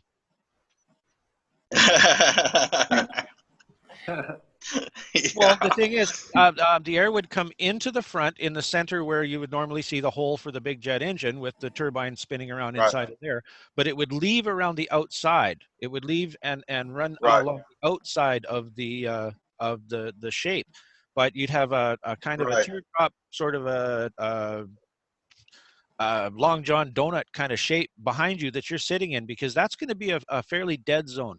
And if we can funnel the air around that dead zone so that we don't have any low pressure areas forming right behind the turbine, we can increase the efficiency of this thing again, like I said, another probably 10 or 15%, which when we're looking at an order of magnitude over a conventional wind turbine, that's really significant. Yeah. Yeah. And also with your speed, once you get up to speed, you're not going to have all the turbulence and all the drag from the cables and your legs and your face and the wheels spinning and all of that sort of stuff. If we can eliminate some of that, you've seen the bicycles, the speed record bicycles, right? Same sort of deal, except it would have a front of it with a turbine stuck in it. Yeah. Brilliant. And then, if this works, when you pedal this thing up to 20 miles an hour, you flip a switch and it accelerates all by itself up to 40, and you've got enough power to run yourself at 40 miles an hour and have a stereo and headlights and everything else. If the map is out, now we have to work on a generation system. Permanent magnet 3-phase alternator would probably be the way to go. Small wire, lots and lots of coils, lots and lots of windings, so we're generating high voltage rather than high current. And then the controller for the motor, I can't go over 50 volts. No, I understand that, but what I'm thinking about is if you what creates a magnetic field within a coil is the current, not the voltage.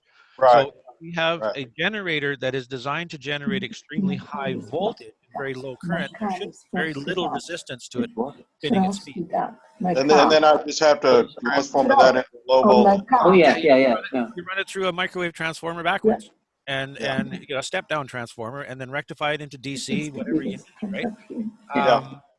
That's yet to be designed, but you know, starting from, we've got air, which move your hand in the air. There's not a lot there, right? We're working with a fluid that doesn't have a lot of viscosity, doesn't have a lot of mass to it, trying to extract a huge amount of energy out of it. Now we can do that, but we need to have very lightweight things after that, so that we use that energy as efficiently as possible. Yeah, but as far as converting a high voltage AC into a DC, that's easy. Yeah, piece of cake. You know? Yeah. Bridge rectifier and a Zener diode and some capacitors, and that's about all you need to. The Zener, that's a real waste of energy. You're better off to use transistor switching, or like MOSFET switching, so it doesn't blow itself up, because it's going to be moving a lot of current. You want transistors that are going to shut down if they get hot rather than eat themselves. So MOSFET output would be the way to go. Yeah, it's just transforming it down to 24 or 36 or 48 volts, whatever you need, at X speed, and then maintaining that X speed with probably a mechanical governor would be the way to go with that. Same way they used to control the speed of steam engines years and years and years ago. Yeah. Because then we're not losing efficiency within the electrical system. We can run it at maximum efficiency, but if the turbine overspins, we've got a little brake in there that slows it down. Oh, as far as the turbine goes, yeah. Yeah. Yeah. So we'll go ahead. The Don. other aspect of that, the other aspect of that, there is a low pressure area behind the turbine, isn't there? There will be. Yes. Yeah, you'll be sitting in that, won't you? Yeah, I'll be sitting in that.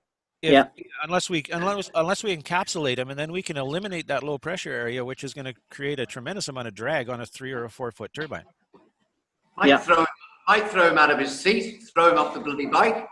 Well, no, it's just it's just like drafting in a car. When you get your car really close to the back of a semi-trailer, all of a sudden your car speeds up really, really fast because of that low pressure. It actually gets sucked into that low pressure area or drawn in from the air trying to rush in to fill that space. What we want to do is have that space full so that the air doesn't have to rush in there. Yeah. Which will reduce the actual friction rolling resistance of him pushing through the air. By a long shot.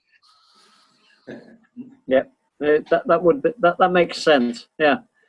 Yeah, because it's the air. If you're towing a caravan, well, it wasn't a caravan. We were towing a glider trailer behind us, and suddenly, well, we noticed the fact that we didn't realize it was a crosswind that was causing all our problems. But once we got out of that crosswind, we turned around the corner and we accelerated straight away. And that was just caused by the fact that the back end of the vehicle met a nose of the trailer, which was an aircraft nose shape, and the whole thing just speeded up. It was amazing. Yep. Another thing that just came to mind as I was kind of spinning this over in my head, if we design the cowling behind this thing correctly with a second cowling on the outside, we can use the Bernoulli effect to actually create a low pressure area in the air that's coming out of the turbine to create a vacuum within that and draw more air in and increase the efficiency again. Yeah. As long as the driver can breathe all right, that's the main thing. Carl doesn't need to breathe. I won't be going so fast I wouldn't be able to breathe. I mean, come on.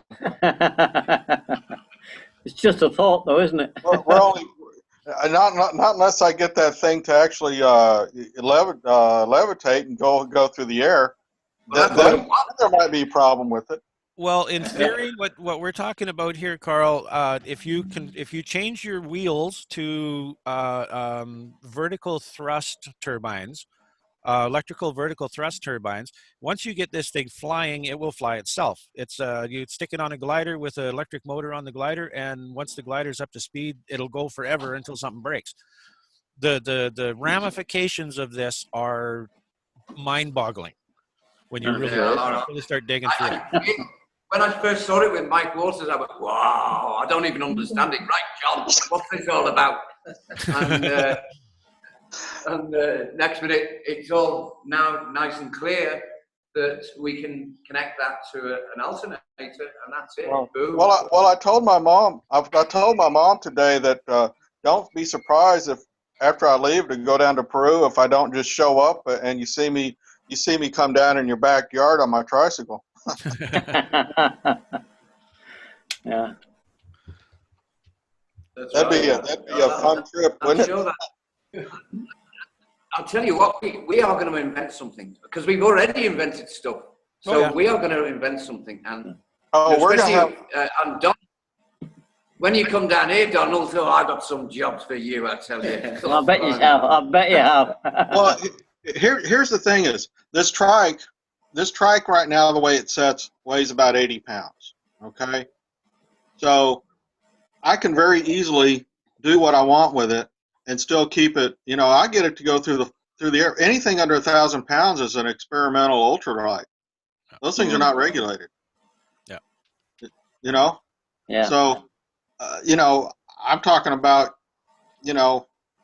maybe an auto maybe 200 or 300 pounds total for my trike itself, and then me on top of it.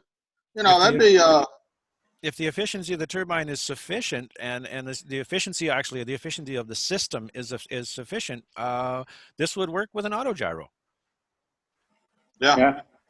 Yeah. So you have foldable wings then, so you just flip them out, don't you? Off you go. An autogyro like what was in the road Mad Max, the first Mad Max movie. Oh, yeah. Or not the first Mad Max movie, the Road Warrior, the second one, the Road Warrior. It's a helicopter, but the forward motion creates the spin of the blades, which creates the lift. So all we have to do is find some way to maintain that forward motion, and we've got a aircraft that'll fly forever, or until it breaks. Yeah. No fuel. So something breaks. Yeah. Keeps it in the air. Yeah. Wow. They used it in some of the Bond films as well, and autogyro. I know the guy actually. I knew him personally. He's dead now. He was a smashing bloke, and he used to turn up at all the air shows that I used to go to. He'd turn up in his autogyro, and he'd land, and everybody'd be around him. The film company took it and turned it into something for the Bond film, and as he said, they came in with it like that one time, and we all thought he had real rockets on it. But it was quite interesting to see. It's very simple technology. Yes, very simple. And that's all of the stuff that I've been digging through for the last 10 or so years. I've been looking at people adding complexity, and they're having so many trouble. Every time they add a new complex part to it, something else goes wrong. This doesn't work. That doesn't work. Right. We're going the wrong direction. We got to go simple. Absolutely. Like Mike Waters says, he says they've completely screwed up the wind industry. All these experts have completely screwed it up. So somebody knew about this. Yeah. And they designed it just to make money and not give energy. Well, look at this. You know, we have the turbine on the front to create the energy, right? We have a different turbine like that at the top to create my lift. Well, it's an autogyro would be the way to go with that, because it's the forward speed that is going to be generating your energy to keep you in the air. So if we convert that as simply as possible to lift, so we don't have all these electronics and all these things that can go wrong, just a simple mechanical system that as it's moving through the air, it causes it to spin, creates lift, and gets you off the ground. Let's go that route instead of adding more complexity into the system that we don't need. Let's look at the way the way the air flows, how we can use that airflow, how we can use principles we already understand, like the Bernoulli principle and Venturi's and that sort of thing, to create low pressure areas at the right places to make this actually work better, rather than simply trying to eliminate all of these problems and not use the energy. Because every time you move air past a surface, if one side of that air has to go faster than the other side of that air, you're going to have a force pulling that surface into that faster airstream. This is how airplanes stay in the air. It is so incredibly simple, and we can use that in this system if we're clever to actually draw more air through the turbine, make the turbine more efficient, and also give you the lift that you're looking for. Yeah. Josh, Linda's made a comment. He's on the phone. Linda's made a really nice comment. He's calling his buddy, going, "You can't believe what these people are talking about." Yeah, Linda's going to do something nice for you and Josh. Wow. Linda, that's amazing. Thank you, love. That's incredible. Welcome. Love you.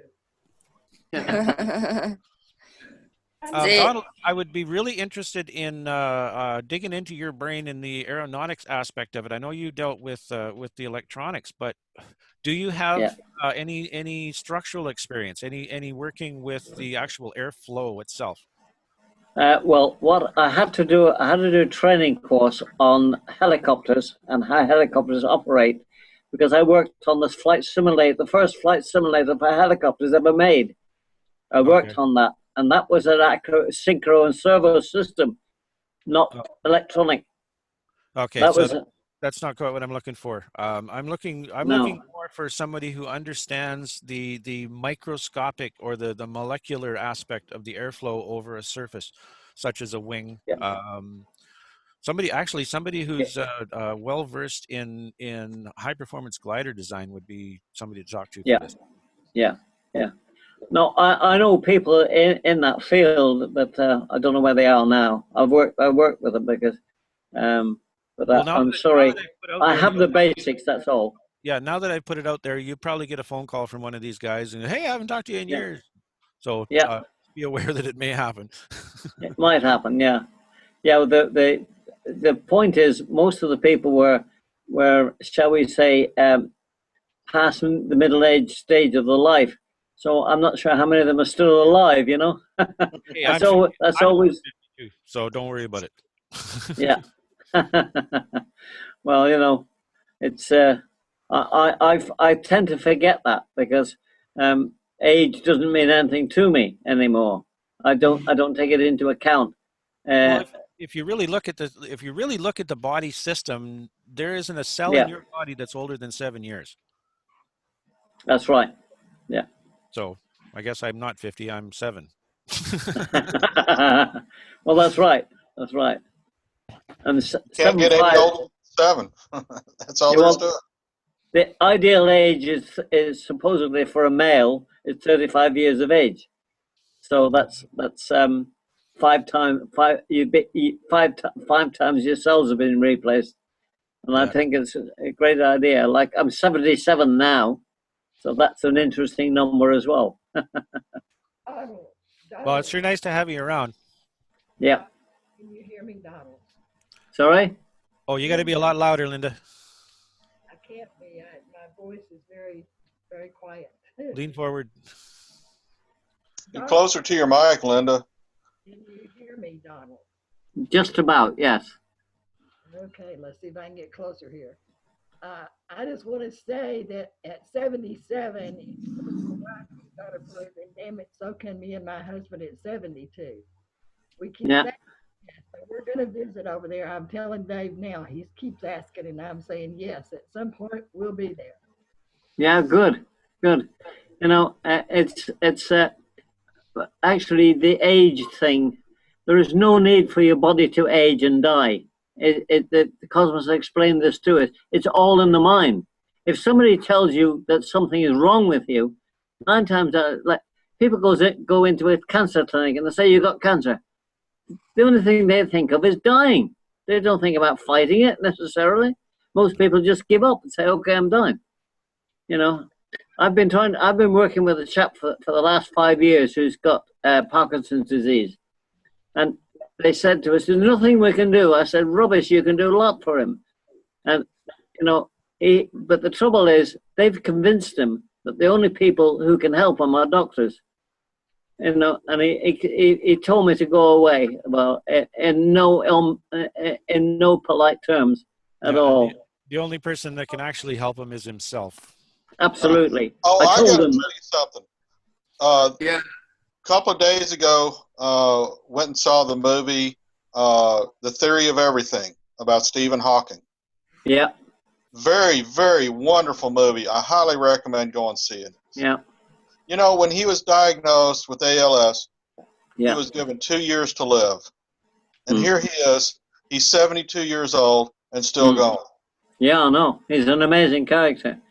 Yeah. The thing I couldn't understand, this fellow is so clever. How the hell did he get that in the first place? How did it occur in his body? What started it? What was the cause of it? Yeah. You know? Anyways, the actor that they got to portray Stephen Hawking, I mean, he needs to get an Academy. He needs to win an Academy Award for Best Actor. That's all I can say because just he had Stephen Hawking down to a T. Wow. Yeah. Eddie Redmayne's probably one of my favorite actors in Hollywood. Well, Josh is there. Linda, should we have a chat with Josh about what you've just come up with? Josh? Hey. Sorry, just a minute. Let's take the headset off. I can't hear anything in that thing. I'm relying on speakers now. Which makes, Linda, just okay, let me put the headset back on again.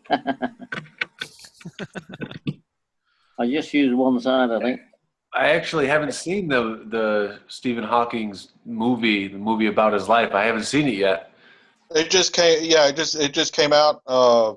Right after Thanksgiving. So Yeah, go see it. I highly definitely recommend they it. will do. Yeah, when it comes out over here, I'll make a point of going to see it. It's It's called The Theory of Everything. Yeah.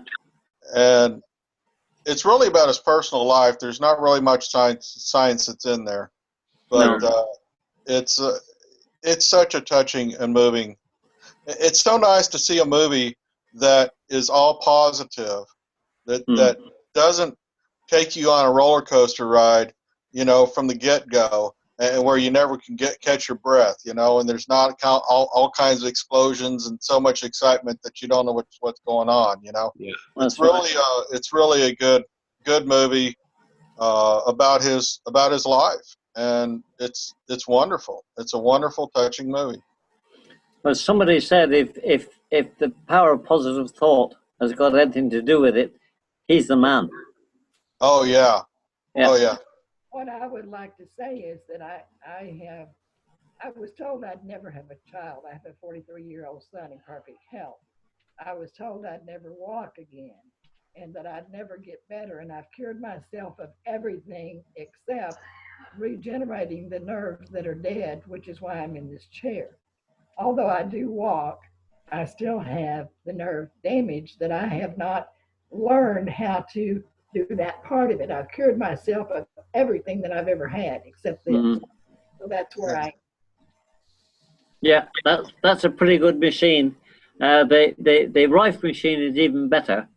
Oh, right, okay, yeah. I know there is better ones, and The also you've got Spooky Genie too. and the Skinar as well. But like, you could get here, you could have a sessions on the Light Mandela. We could get that going for you, Linda. And Dave, And Linda, didn't you have an offer for that you wanted to talk to Josh about? Yes, but I'd like to finish this.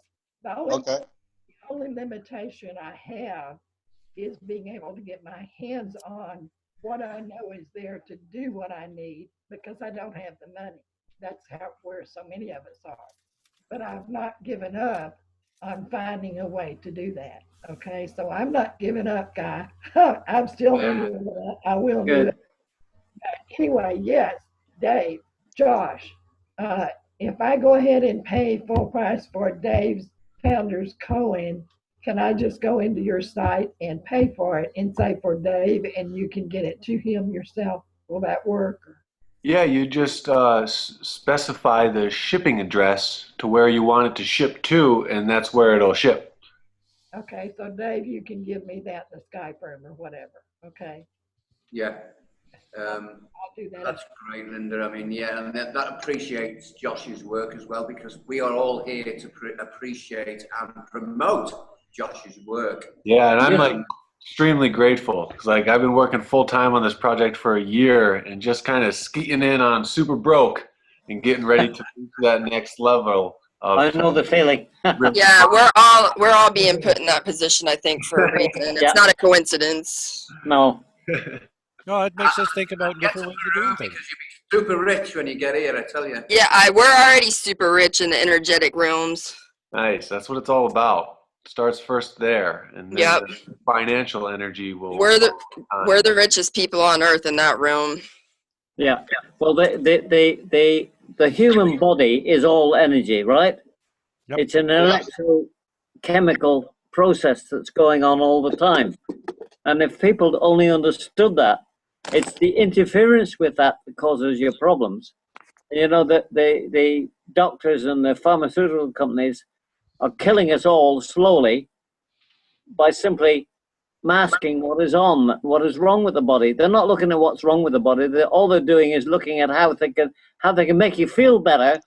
They're not doing it about the cause. They're not looking at the cause of what's wrong. We're fortunate enough to work with a group of doctors who are actually healers, and they're not rich either because of that. Well, that's right. Like well, that's what brought Darko in the room just to introduce him to you fellas because he's doing exactly that. And that's the guy who donated this bullshit around. I'm fixing people. And the neighbors see this guy walking, stumbling in, couldn't walk 2 weeks ago, and he's bouncing down the road, and they're going, what are you doing to him? Yeah. They're totally demystifying and breaking up all the lies going on throughout the medical industry, the medical universities. I mean, these guys are freaking amazing.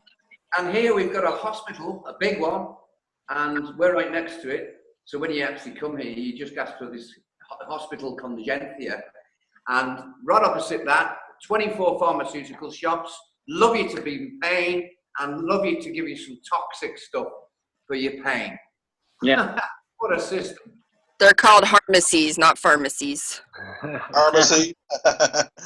Well, you know, they do have that. They do have that.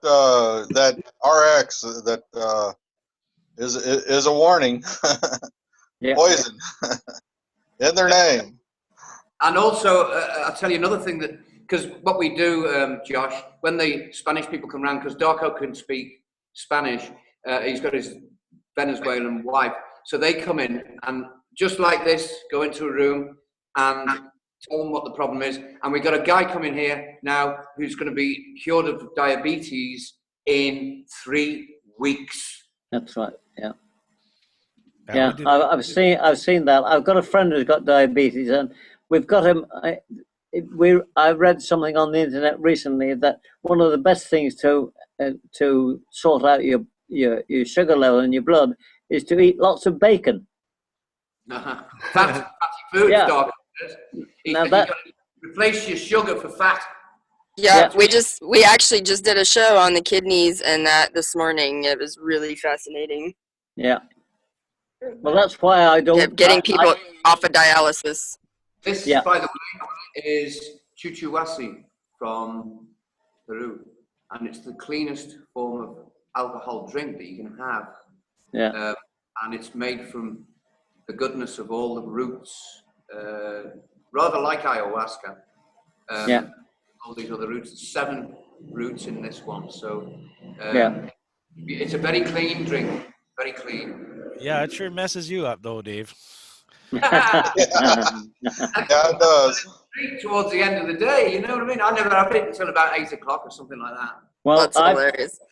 one of the things I discovered is that if I drink alcohol, it numbs my brain. I can no longer get contact with the cosmos. Yep. Yeah, It doesn't work. it lowers your frequency. That's right. But it's dirty. All the other alcohol that you buy here is dirty. Oh, This isn't. Yeah. And you know it as well. Well, even the clean alcohol is doing that to your brain, Dave. Oh, Yeah. I know. I love it. It's like a little holiday for me. Yeah, it's a holiday for all of It's a us. holiday for me, and then it's a holiday for you. Yep. We get to try to decipher your coded language. Excellent. Linda, you had Okay, something well- you wanted to say? That I cured myself of diabetes, much to my doctor's dismay. Yeah. Diet and herbs and making my own tea. Don't hear you too well, Linda. I'm doing the best I can, Dave. This time of day, my voice gets quieter and quieter. Yeah. My throat's partially paralyzed from what polio, so I can't. Oh, sorry, Linda. Sorry to hear that. We'll send you some love and light and energy for that. I'm just saying that I have cured myself of all of that, you know. Mm. And it's wonderful because it can be done. I'm living proof of it, you know. Yeah, well, I had a partial stroke 2 years ago, and this whole side of my face I was like this, and I couldn't speak. And the doctor came in and said, "Can you say hippopotamus?" And I sort of went, blah, blah, blah, blah. That's all I could do. Within 2 weeks, I got myself speaking again, and I lost most of my eye had opened properly and everything. So, you know, it was just determination that I wasn't going to let this beat me. I had one 4 years ago, Donald, and I'm completely over it. And I cured myself of that too. Yeah. Linda, you wanted to speak to Josh, eh? Oh, No, I've already talked to Josh. He told me what to do, Dave, to get your coin to you. Yeah, that's Yeah. So I can put MIP Peru on that then, can I? So that I can be registered in the site as MIP Peru, yeah? Yeah. Yep, you're officially a founder. Yeah, you just need to give me your address before I order it, Dave. Get your address to me where you Okay, are. I'll put that in the Skype room, in the MIPERU room, okay? Josh, do you want to come into the MIPERU room? Yeah, sure. How do I get there?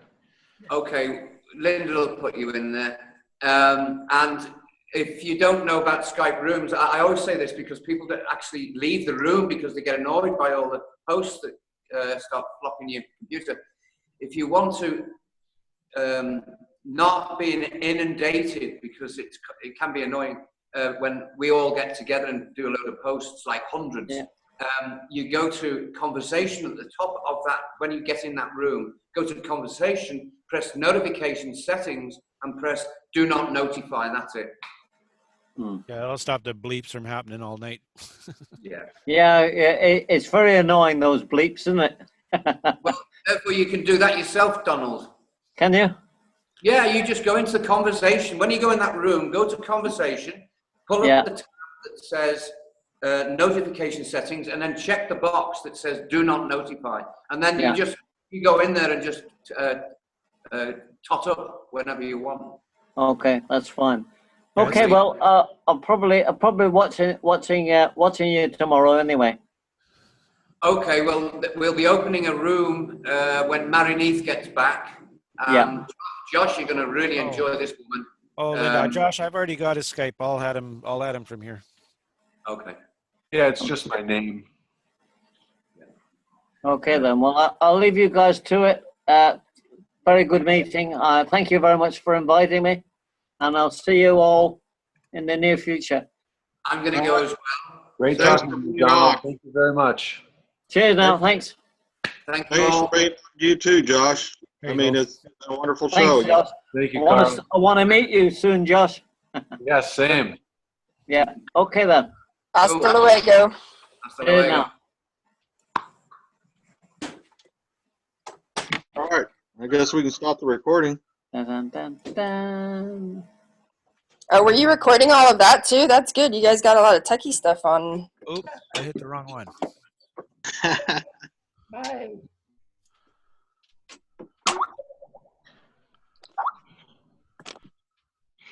That was Jordan, not Joshua.